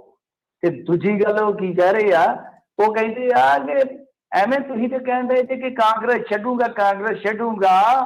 ਦਿਲ ਤੇ ਹੱਥ ਰੱਖ ਕੇ ਅੱਖਾਂ 'ਚ ਅੱਖਾਂ ਪਾ ਕੇ ਦੱਸ ਕਿ ਕਾਂਗਰਸ ਦੇ ਵਿੱਚ ਸੀ ਕਦੋਂ, ਸੀ ਕਦੋਂ? ਉਹ ਕਹਿੰਦੇ ਆ ਕਿ ਕਾਂਗਰਸ ਤਾਂ ਛੱਡ ਚੁੱਕੇ ਸੀ ਜਨਾਬ, ਤੁਸੀਂ ਛੱਡ ਚੁੱਕੇ ਸੀ। ਇਹ ਤੇ ਬਸ ਸਿਰਫ ਕਾਂਗਰਸ ਦਾ ਚੋਲਾ ਤੇ ਮੁਖੌਟਾ ਪਹਿਨਿਆ ਹੋਇਆ ਸੀ, ਨਕਾਬ ਪਾਇਆ ਹੋਇਆ ਸੀ। ਕਹਿੰਦੇ ਜਿਹੜੀਆਂ ਪਾਰਟੀਆਂ ਦੇ ਵਿੱਚ ਜਾ ਕੇ ਭਵਿੱਖ ਲੱਭਦੇ ਫਿਰਦੇ ਹੋ ਨਾ, ਉਹਨਾਂ ਦੇ ਵਿੱਚ ਪੋਲੀਟੀਕਲ ਪੈਰਾਸਾਈਟਸ ਤੇ ਡਬਲ ਕ੍ਰਾਸ ਕਰਨ ਵਾਲਿਆਂ ਲਈ ਕੋਈ ਜਗ੍ਹਾ ਨਹੀਂ, ਕੋਈ ਜਗ੍ਹਾ ਨਹੀਂ ਹੈ। ਹੁਣ ਨਾਲ ਮੈਂ ਜਿਵੇਂ ਕਿਹਾ ਕਿ ਸ਼ਾਇਰੀ ਭਾਅ ਦੀ ਸੰਗਤ ਤੋਂ ਬਾਅਦ ਸ਼ਾਇਰੀ ਜਿਹੜੀ ਉਹ ਕਰਦੇ ਨੇ ਸ਼ਾਇਰੀ, ਉਹ ਵੀ ਦੇਖੋ ਉਹ ਸ਼ੁਰੂਆਤ ਦੇ ਵਿੱਚ ਤੇ ਅੰਤ ਦੇ ਵਿੱਚ ਸ਼ੇਰ ਲਿਖਦੇ ਨੇ। ਕਹਿੰਦੇ ना खंजर उठेगा ना तलवार इनसे, ये बाजू मेरे आजमाए हुए हैं। मतलब कि सिद्धा संकेत है कि मैंने पता कि कुछ नहीं होना ते तो। ते अंत दे विच लिखदे आ, शेर तो कम शुरू करके शेर ते फिर अंत करदे आ, कहंदे तुम गिराने में लगे थे, तुम गिराने में लगे थे, तुमने सोचा ही नहीं मैं गिरा तो मसला बनकर खड़ा हो जाऊंगा। तो इस तरह कह लो कि शेरो शायरी दी जिहड़ी आ ਉਹ ਪੂਰੀ ਵਰਤੋਂ ਹੋ ਰਹੀ ਆ ਨਿਸ਼ਾਨੇਬਾਜ਼ੀ ਦੇ ਵਿੱਚ, ਕਿਉਂਕਿ ਸੁਨੀਲ ਜਾਖੜ ਵੀ ਅੱਜ ਕੱਲ ਸ਼ਾਇਰੀ ਜਿਹੜੀ ਆ ਉਹ ਕਾਫੀ ਗੁੰਨਦੇ ਆ ਆਪਣੇ ਸ਼ਬਦਾਂ ਦੇ ਵਿੱਚ। ਇੱਧਰ ਆ ਜਾਈਏ, ਹਰੀਸ਼ ਰਾਵਤ ਵੀ ਅੱਜ ਉੱਤਰਾਖੰਡ ਚ ਪ੍ਰੈਸ ਕਾਨਫਰੰਸ ਕਰ ਰਹੇ ਸਨ। ਕਮਾਲ ਦੀ ਗੱਲ ਆ ਕਿ ਉੱਤਰਾਖੰਡ ਦੇ ਵਿੱਚ ਪ੍ਰੈਸ ਕਾਨਫਰੰਸ ਹੋ ਰਹੀ ਹੈ ਤੇ ਤੁਸੀਂ ਦੇਖੋਗੇ ਤਾਂ 80% ਉਹਦੇ ਤੇ ਪੰਜਾਬ ਹੀ ਆਦੀ ਹੋ ਗਿਆ, ਪੰਜਾਬ ਹੀ ਆ ਵੀ ਹੋਊਗਾ, ਪੰਜਾਬ ਦੇ ਮੁੱਦੇ। ਤਾਂ ਹਰੀਸ਼ ਰਾਵਤ ਨੇ ਕਿਹਾ ਕਿ ਦੱਸੋ 9.5 ਸਾਲ ਅਸੀਂ ਤੁਹਾਨੂੰ ਚੀਫ ਮਿਨਿਸਟਰ ਹੀ ਦਿੱਤੀ ਰੱਖੀ, ਚੀਫ ਮਿਨਿਸਟਰ ਬਣਾਇਆ, ਤੁਹਾਡਾ ਅਪਮਾਨ ਕਦੋਂ ਹੋ ਗਿਆ ਭਾਈ? ਦੂਜੀ ਗੱਲ ਉਹਨੇ ਆਖਿਆ ਕਿ ਇਹ ਝੂਠ ਬੋਲ ਰਹੇ ਆ, CLP ਦੀ ਜਿਹੜੀ ਮੀਟਿੰਗ ਸੱਦੀ ਸੀਗੀ ਉਹਦੇ ਵਿੱਚ ਇਹਨਾਂ ਨੂੰ ਨਿਯੋਤਾ ਘੱਲਿਆ ਗਿਆ ਸੀਗਾ। ਤੇ ਤੀਜੀ ਗੱਲ ਉਹਨਾਂ ਨੇ ਆਖੀ ਕਿ ਜੇ ਅਮਰਿੰਦਰ ਸਿੰਘ ਭਾਜਪਾ ਦੇ ਵਿੱਚ ਜਾਂਦੇ ਆ ਤੇ ਇਹਨਾਂ ਦੇ ਪੂਰੇ यानी समुचे कैरियर ते ही प्रश्न चिन्ह लग जाएगा। एक गल होर कह गए जिहड़ी कि कह लो कि गुज्जी रमज है, रमज की है वो आपां खोल लैंदे आ। वो कहंदे आ कि अमरिंदर सिंह होरां ने बेअदबी अते ड्रग्स के मामले च कुछ नहीं कीता, कुछ नहीं कीता। इहनूं लम्मे चौड़े ढंग नाल डीकोड करन दी जरूरत नहीं, मतलब साफ सीधा स्पष्ट एक संदेश है कि अमरिंदर सिंह नूं मनाउण दीआं जिहड़ियां कोशिशां सी, जिद्दां बीबी अंबिका सोनी, कमलनाथ जो यतन होने सी सो हो गए। हुण अमरिंदर सिंह दी पारी सैकंड इनिंग जिहड़ी इत्थों हुण स्टार्ट होनी है, ਉਹਨੂੰ ਕਾਊਂਟਰ ਕਰਨ ਵਾਸਤੇ ਉਹਨਾਂ ਨੇ ਪਹਿਲਾਂ ਹੀ ਉਹਦਾ ਅਕਸ ਜਿਹੜਾ ਉਹ ਤੈਅ ਕਰ ਦਿੱਤਾ ਕਿ ਤੈਨੂੰ ਖਲਨਾਇਕ ਬਣਾਵਾਂਗੇ ਅਸੀਂ। ਤੂੰ ਜਦ ਪੀੜਤ ਮਤਲਬ ਕਿ ਵਿਕਟਮ ਕਾਰਡ ਖੇਡੇਗਾ ਨਾ, ਬਰੋਬਰ ਅਸੀਂ ਵਾਂਝੇ ਕੱਢਾਂਗੇ, ਇਸ ਬੰਦੇ ਨੇ ਕੀਤਾ ਕੱਖ ਨਹੀਂ, ਅਸੀਂ ਦੱਸੋ ਕੀ ਕਰੀਏਗਾ, ਲਾਜ ਕੀ ਕਰ ਦੇਗਾ। ਸੋ ਇਹ ਇੱਕ ਇਧਰੋਂ ਸਾਫ਼ ਸੰਕੇਤ ਹੈ। ਤਾਂ ਜਦੋਂ ਗੱਲ ਅਮਰਿੰਦਰ ਸਿੰਘ ਦੇ ਕੰਨਾਂ 'ਚ ਪਈ ਕਿ ਹਰੀਸ਼ ਰਾਵਤ ਤਾਂ ਇਉਂ ਆਂਦਾ ਆ, ਹੂੰ ਹੂੰ ਤਾਂ ਝੱਟ ਉਹਨਾਂ ਨੇ ਕਿਹਾ ਕਿ ਸੀਐਲਪੀ ਦੀ ਜਿਹੜੀ ਮੀਟਿੰਗ ਆ ਉਹਦੇ ਵਿੱਚ ਮਤਲਬ ਕਿ ਜੋ ਵਿਧਾਇਕ ਦਲ ਦੀ ਮੀਟਿੰਗ ਆਪਾਂ ਕਹਿ ਲਈਏ ਸੀਐਲਪੀ ਦੀ ਕਹਿ ਦਿੰਦੇ ਆ, ਜੀ ਬੈਠਕ ਤੋਂ ਇੱਕ ਦਿਨ ਪਹਿਲਾਂ ਹੀ ਉਹ ਕਹਿੰਦੇ ਆ ਕਿ ਮੈਂ ਰਾਵਤ ਨਾਲ ਗੱਲ ਕੀਤੀ ਆ, ਪਰ ਬੈਠਕ ਬਾਰੇ ਕੁਝ ਵੀ ਨਹੀਂ ਦੱਸਿਆ ਗਿਆ। ਨਾਲ ਉਹ ਕਹਿੰਦੇ ਆ ਕਿ ਰਾਵਤ ਨੇ ਇਹ ਦਾਅਵਾ ਕੀਤਾ ਸੀ ਕਿ ਉਹਨਾਂ ਨੇ 43 ਵਿਧਾਇਕਾਂ ਦੁਆਰਾ ਭੇਜਿਆ ਕੋਈ ਪੱਤਰ ਨਹੀਂ ਵੇਖਿਆ, ਮਤਲਬ ਕਿ ਜਿਹੜਾ ਲਾਸਟ ਤੇ 43 ਐਮਐਲਏ ਦਾ ਲੈਟਰ ਗਿਆ ਅਮਰਿੰਦਰ ਸਿੰਘ ਨੂੰ ਲਾਉਣ ਵਾਸਤੇ, ਉਹ ਕਹਿੰਦੇ ਕਿ ਹਰੀਸ਼ ਰਾਵਤ ਨੇ ਤੇ ਮੈਨੂੰ ਇਹ ਗੱਲ ਆਖੀ ਸੀ ਕਿ ਮੈਂ ਉਹ ਲੈਟਰ ਵੇਖਿਆ ਹੀ ਕੋਈ ਨਹੀਂ। ਜਿਸ ਲੈਟਰ ਦਾ ਮੈਂ ਹਮੇਸ਼ਾ ਜ਼ਿਕਰ ਕਰਦਾ ਕਿ ਉਹ ਲੈਟਰ ਕੌਣ ਲਿਖ ਕੇ ਲੈ ਗਿਆ ਉਹਦਾ ਅੱਜ ਤੱਕ ਭੇਤ ਪਿਆ। ਤੇ ਕਹਿੰਦੇ ਆ ਕਿ ਰਾਵਤ ਵੀ ਉਸ ਦਿਨ ਇਹ ਗੱਲ ਮੰਨ ਰਿਹਾ ਸੀ, ਤਸਲੀਮ ਕਰ ਰਿਹਾ ਸੀ ਕਿ ਮੈਂ ਕੋਈ ਲੈਟਰ ਵੇਖਿਆ ਹੀ ਨਹੀਂ। ਤੇ ਨਾਲ ਉਹ ਕਹਿੰਦੇ ਆ ਕਿ ਸਿੱਧੂ ਨੂੰ ਜਿਹੜੇ ਸ਼ਬਦੀ ਹਮਲਿਆਂ ਦੀ ਖੁੱਲ੍ਹ ਦਿੱਤੀ ਹੋਈ ਸੀਗੀ, ਇਹਦੇ ਤੇ ਵੀ ਕਈ ਸਵਾਲ ਨੇ, ਕਈ ਕੁਐਸਚਨ ਨੇ। ਮਤਲਬ ਜੋ ਕਹਿ ਰਹੇ ਆ ਕਿ ਮੇਰੇ ਖਿਲਾਫ ਗੇਮ ਲੱਗ ਗਈ ਕੁੱਲ ਮਿਲਾ ਕੇ। ਹਰੀਸ਼ ਰਾਵਤ ਇਹ ਕਹਿ ਰਹੇ ਆ ਕਿ ਭਾਈ ਅਮਰਿੰਦਰ ਸਿੰਘ ਹੁਣ ਤੂੰ ਸਾਡਾ ਸ਼ਰੀਕ ਆ, ਜਿਹੜੀਆਂ ਆਪਣੇ ਵਿੱਚ ਮੋਹ ਮੁਹੱਬਤਾਂ ਸੀ ਉਹ ਹੋ ਗਈਆਂ ਹੁਣ ਬੀਤੇ ਦੀ ਗੱਲ। बीत गया जो कल वो दौर नहीं आएगा, इस दिल में सिवा तेरे कोई और नहीं आएगा। पर मेरे ख्याल दे नाल हुण उन्हां दे दिल दे विच इह गल आ चुकी है कि तू और नहीं तो कोई और नहीं तो कोई और सही। ਜੀ ਜੀ ਜੀ ਬਾਦਲਾਂ ਦੇ ਕੰਪਨੀ ਦਾ ਨਜਾਇਜ਼ ਕੈਬਿਨ ਤੋੜਿਆ। हाँ जी, कैबिन की मैं तो शुरू च वेखी जो वीडियो, मैं तो आख्या बीड़ियां बुड़ियां वाला खोखा जिहा कोई चुक के लई जांदा आ, पर बाद दे विच पता लगा कि बस अड्डे दे विच कोई कैबिन पिया वा। असल दे विच की आ कि आ पिछले तुसीं जे देखो कि 15-20 साल तो जदों तो वड्डे ट्रांसपोर्टर या कह लो कि सियासी घराने जिहड़े आ ਉਹ ਇਸ ਧੰਦੇ 'ਚ ਵੜੇ ਆ। ਧੰਦਾ ਬੜਾ ਵਧੀਆ ਸੀ, ਮਿਹਨਤਕਸ਼ ਲੋਕਾਂ ਦਾ ਧੰਦਾ ਸੀ, ਧੰਦਾ ਨਹੀਂ ਮਾੜਾ ਟਰਾਂਸਪੋਰਟ ਦਾ। ਜਿਵੇਂ ਤੁਹਾਡੇ ਵੀ ਟਰੱਕਿੰਗ ਤੋਂ ਵੇਖ ਲਓ ਕਿੰਨੇ ਘਰ ਜਾਂ ਪੰਜਾਬ ਦੇ ਵਿੱਚ ਵੀ ਕਿੰਨੇ ਜੀਅ ਪਲਦੇ ਆ, ਕੋਈ ਧੰਦਾ ਮਾੜਾ ਨਹੀਂ ਹੁੰਦਾ। ਤੇ ਖੈਰ ਉਸ ਤੋਂ ਬਾਅਦ ਫਿਰ ਜਦੋਂ ਇਹਦਾ ਰਾਜਸੀਕਰਨ ਹੋਇਆ ਤੇ ਇਸ ਤਰ੍ਹਾਂ ਨਾ ਅੱਡਿਆਂ ਦੇ ਵਿੱਚ ਬੰਦੇ ਬਿਠਾਣੇ ਸਟਾਰਟ ਕਰ ਦਿੱਤੇ ਸੀਗੇ ਟਰਾਂਸਪੋਰਟਰਾਂ ਨੇ, ਵੱਡੇ ਟਰਾਂਸਪੋਰਟਰਾਂ ਨੇ। ਅੱਡਾ ਇੰਚਾਰਜ ਆ ਜੀ ਆ ਫਲਾਣਾ, ਨਾਲ 2-3 ਹੋਰ। ਉਹਦਾ ਮਤਲਬ ਕੀ ਹੁੰਦਾ ਕਿ ਕੋਈ ਉੱਥੇ ਆਕੜੇ ਛਾਕੜੇ ਤੇ ਸਿੱਧਾ ਕਰ ਦਿਓ, ਥੌਲਾ ਪਾ ਦਿਓ, ਭਾਵੇਂ ਉਹ ਸਵਾਰੀ ਹੋਵੇ ਤੇ ਭਾਵੇਂ ਉਹ ਕੋਈ ਮੁਲਾਜ਼ਮ ਸਰਕਾਰੀ ਹੋਵੇ, ਵੇਖਣਾ ਥੋੜੀ, ਕਿਉਂਕਿ ਬੰਦੇ ਪਾਵਰਫੁਲ ਆ। ਤੇ ਤੁਹਾਨੂੰ ਇੱਕ ਮਿਸਾਲ ਦੇ ਦਿੰਦਾ, ਅੰਮ੍ਰਿਤਸਰ ਦੇ ਵਿੱਚ ਅੱਜ ਤੋਂ ਕੋਈ 2-2.5 ਸਾਲ ਪਹਿਲਾਂ ਇੱਕ ਲੜਾਈ ਹੋਈ ਸੀ, ਸ਼ਾਇਦ ਤੁਸੀਂ ਉਹ ਵੀਡੀਓ ਦੇਖੀ ਹੋਣੀ ਆ ਕਿ ਕਿਸ ਤਰ੍ਹਾਂ ਕਿਰਪਾਨਾਂ ਤੇ ਕਿਸ ਤਰ੍ਹਾਂ ਗੋਲੀਆਂ ਚੱਲੀਆਂ ਸੀ ਉੱਥੇ ਅੰਮ੍ਰਿਤਸਰ ਬੱਸ ਸਟੈਂਡ ਦੇ ਵਿੱਚ। ਤਾਂ ਉਹ ਮਾਜਰਾ ਵੀ ਸੀ, ਇੱਕ ਪਾਸੇ ਅਕਾਲੀ ਟਰਾਂਸਪੋਰਟਰ ਵੱਡਾ ਸੀ, ਇੱਕ ਪਾਸੇ ਕਾਂਗਰਸ ਦੀ ਉਦੋਂ ਸਰਕਾਰ ਆ ਚੁੱਕੀ ਸੀ, ਇੱਕ ਪਾਸੇ ਉਹ ਟਰਾਂਸਪੋਰਟਰ ਵੱਡਾ ਸੀ। ਅੱਡਿਆਂ 'ਚ ਇਹ ਲੜਾਈਆਂ ਹੁੰਦੀਆਂ ਤੇ ਉਹਦੇ ਵਾਸਤੇ ਇਸ ਤਰ੍ਹਾਂ ਬੰਦੇ ਬੈਠੇ ਹੁੰਦੇ ਆ ਤੇ ਉਦਾਂ ਹੀ ਬਹਿਣ ਲਈ ਟਿਕਾਣੇ ਬਣਾਏ ਹੋਏ ਆ, ਕਿਉਂਕਿ ਇਹਨਾਂ ਨੂੰ ਕੋਈ ਉੱਥੇ ਸਰਕਾਰੀ ਜਗ੍ਹਾ ਥੋੜੀ ਅਲਾਟ ਹੁੰਦੀ ਆ। ਤਾਂ ਉਹ ਜਿਹੜੇ ਟਿਕਾਣੇ ਬਣਾਏ ਹੋਏ ਆ, ਕੈਬਨ ਏਸੀ ਲਾ ਕੇ ਚੰਗੇ, ਮਤਲਬ ਕਿ ਉੱਥੇ ਰਾੜਾ ਰੂੜਾ ਵਿੱਚ ਰੱਖੀਆਂ ਤੇ ਮਤਲਬ ਨਾਲ ਟਿਕਟਾਂ ਟੁਕਟਾਂ ਖਿੱਚੀ ਜਾਂਦੇ, ਜਿਹੜੇ ਘਰੋਂ ਸਾਡੇ ਵਰਗੇ ਹੁੰਦੇ ਆ ਲਫੰਡਰ। ਤੇ ਉਹ ਜਿਹੜੇ ਕੈਬਨ ਜੇ ਆ ਉਹ ਖਿੱਚ ਕੇ ਰਾਜੇ ਵੜਿੰਗ ਦੇ ਬਠਿੰਡੇ ਤੋਂ ਬਾਹਰ ਮਾਰੇ। ਤਾਂ ਬਠਿੰਡੇ ਦੇ ਵਿੱਚ ਤੁਹਾਨੂੰ ਪਤਾ ਹੀ ਵੈਸੇ ਵੀ ਗੁੱਸਾ ਜ਼ਿਆਦਾ ਚੜ੍ਹਦਾ ਰਾਜਾ ਵੜਿੰਗ ਨੂੰ, ਕਿਉਂਕਿ ਜ਼ੋਰ ਲਾ ਕੇ ਥੋੜੀਆਂ ਜਿਹੀਆਂ ਵੋਟਾਂ ਤੇ ਹਾਰ ਗਿਆ ਸੀ। ਕਹਿੰਦਾ ਆਪਣੇ ਪਿੱਠ 'ਚ ਖੰਜਰ ਮਾਰ ਗਈ, ਖੰਜਰ। ਖੈਰ, ਤਾਂ ਇਹ ਹੁਣ ਖਿੱਚੀ ਜਾਂਦਾ ਕੰਮ। ਵੈਸੇ ਰੋਡਵੇਜ਼ ਦੇ ਵਿੱਚ ਵੀ ਚੜ੍ਹ ਜਾਂਦਾ ਆ, ਬੱਸਾਂ ਦੇ ਵਿੱਚ ਵੀ ਚੜਿਆ ਫਿਰਦਾ। ਚਲੋ ਜੋ ਮਰਜ਼ੀ ਕਹਿ ਲਓ, ਡਰਾਮਾ ਕਹਿ ਲਓ, ਸ਼ਰਾਮਾ ਕਹਿ ਲਓ, ਪਰ ਇੱਕ ਮੰਤਰੀ ਤੇ ਜ਼ਰੂਰ ਦਿਖ ਰਿਹਾ ਨਾ ਫੀਲਡ ਦੇ ਵਿੱਚ। ਮੈਂ ਕਹਿੰਦਾ ਕਿ ਇਸ ਤਰ੍ਹਾਂ ਦੇ ਸਾਨੂੰ 117 ਕੁ ਬੰਦੇ ਚਾਹੀਦੇ, ਬਸ ਕੰਮ ਬਣ ਜਾਊਗਾ, ਫਿਰ ਕੰਮ ਬਣ ਜਾਊਗਾ। ਕੁਛ ਕੁ ਮੰਨ ਲਓ ਕੋਈ 22-23 ਸਾਨੂੰ DC ਚੰਗੇ ਮਿਲ ਜਾਣ, ਕੋਈ ਸਾਨੂੰ 100-150 ਚੰਗਾ ਤਹਿਸੀਲਦਾਰ SDM ਇਹ ਕੋਟਾ ਮਿਲ ਜਾਏ ਤੇ ਲੈ ਡਿੱਗਾਂਗੇ ਅਸੀਂ ਕੁਛ ਨਾ ਕੁਛ। ਪਰ ਇਹ ਪਬਲਿਕ ਦਾ ਪ੍ਰੈਸ਼ਰ ਆ। ਤੁਸੀਂ ਦੇਖੋ ਕਿ ਹੁਣ ਬਦਲੀਆਂ, ਨਿਯੁਕਤੀਆਂ, ਸਿੱਧੂ ਦੇ ਬੋਲੇ, ਇੱਧਰ ਰਾਜੇ ਵੜਿੰਗ ਦੇ ਐਕਸ਼ਨ, ਇਹ ਸਾਰਾ ਕੁਛ। ਔਰ ਰਾਜੇ ਵੜਿੰਗ ਦੇ ਐਕਸ਼ਨ ਵਾਸਤੇ ਤੁਸੀਂ ਤਿਆਰ ਰਹੋ। ਇਹ ਜਿੱਦਾਂ Amitabh Bachchan angry young man ਨੂੰ ਬਣ ਗਈ ਸੀ ਨਾ ਇਮੇਜ, ਕਿ ਜਿਸ ਫਿਲਮ ਦੇ ਵਿੱਚ ਅਮਿਤਾਭ ਬੱਚਨ ਆ ਨਾ, ਐਕਸ਼ਨ ਉਹਦੇ 'ਚ ਹੋਏਗਾ। ਕੋਈ ਰੇਅਰ ਫਿਲਮ ਆਉਂਦੀ ਸੀ ਉਸ ਟਾਈਮ। ਤਾਂ ਇਸ ਬੰਦੇ ਦਾ ਜਦ ਤੱਕ ਬਤੌਰ ਮੰਤਰੀ ਕੰਮ ਰਹੇਗਾ, ਤੁਸੀਂ ਦੇਖਿਓ ਬਾਦਲ ਫੈਮਿਲੀ ਜਾਂ ਵੱਡੇ ਟਰਾਂਸਪੋਰਟਰ ਜਿਹੜੇ ਦੂਜੀਆਂ ਪਾਰਟੀਆਂ ਦੇ ਆਪਣੀ ਪਾਰਟੀ ਦੇ ਟਰਾਂਸਪੋਰਟਰ ਨੂੰ। ਨਾ ਨਾ ਨਾ ਨਾ ਨਾ, ਇਹ ਗਲਤੀ ਨਹੀਂ ਅਸੀਂ ਕਰਨੀ। ਆਪਣੀ ਪਾਰਟੀ ਦੇ ਟਰਾਂਸਪੋਰਟਰ ਤੇ ਉਤਰਾ ਹੀ ਚੱਲੂ ਕੰਮ, ਤੇ ਉਹ ਜਿਹੜੇ ਵਿਰੋਧੀ ਆ ਉਹਨਾਂ ਤੇ ਨਿਸ਼ਾਨੇ ਜ਼ਰੂਰ ਲੱਗਣਗੇ। ਉਹਦਾ ਇੱਕ ਕਾਰਨ ਆ, ਕਾਰਨ ਮੈਂ ਤੁਹਾਨੂੰ ਦੱਸ ਦੇਣਾ ਕਿ ਅਮਰਿੰਦਰ ਸਿੰਘ ਨੂੰ ਪਛਾੜ ਕੇ ਸਿੱਧੂ ਨੇ ਸਾਬਤ ਕਰਨ ਦਾ ਯਤਨ ਕੀਤਾ ਕਿ ਬਾਦਲ ਫੈਮਿਲੀ ਨਾਲ ਹੋਰ ਨਹੀਂ ਕੋਈ, ਮੈਂ ਹੀ ਲੜ ਸਕਦਾ, ਤੇ ਉੱਥੋਂ ਹੀ ਨਿਕਲਦੀ ਆ ਮੁੱਖ ਮੰਤਰੀ ਦੀ ਗੱਦੀ ਦੀ ਸੰਭਾਵਨਾ। ਤੇ ਰਾਜਾ ਵੜਿੰਗ ਵੀ ਉਸ ਦੌੜ ਦੇ ਵਿੱਚ ਅੜਦਾ। ਉਹ ਕਹਿੰਦਾ ਕਿ ਕੋਈ ਨਹੀਂ, ਇੱਕ ਦਿਨ ਆਉਣ ਵਾਲਾ ਟਾਈਮ ਤੇਰੇ ਬਾਈ ਦਾ, ਤਾਂ ਉਹ ਵੀ ਸਾਬਤ ਕਰਨ ਦਾ ਯਤਨ ਕਰੇਗਾ ਕਿ ਇਸ ਲੜਾਈ ਦੇ ਵਿੱਚ ਸਾਰੇ ਹੀ ਫੇਲ ਆ। ਇੱਕ ਮੈਂ ਆਮ ਘਰ ਦੇ ਵਿੱਚ ਉੱਠਿਆ ਬੰਦਾ, ਮੈਂ ਨਾ ਸੀ ਤੂੰ ਦੇ ਸਕਦਾ ਆ।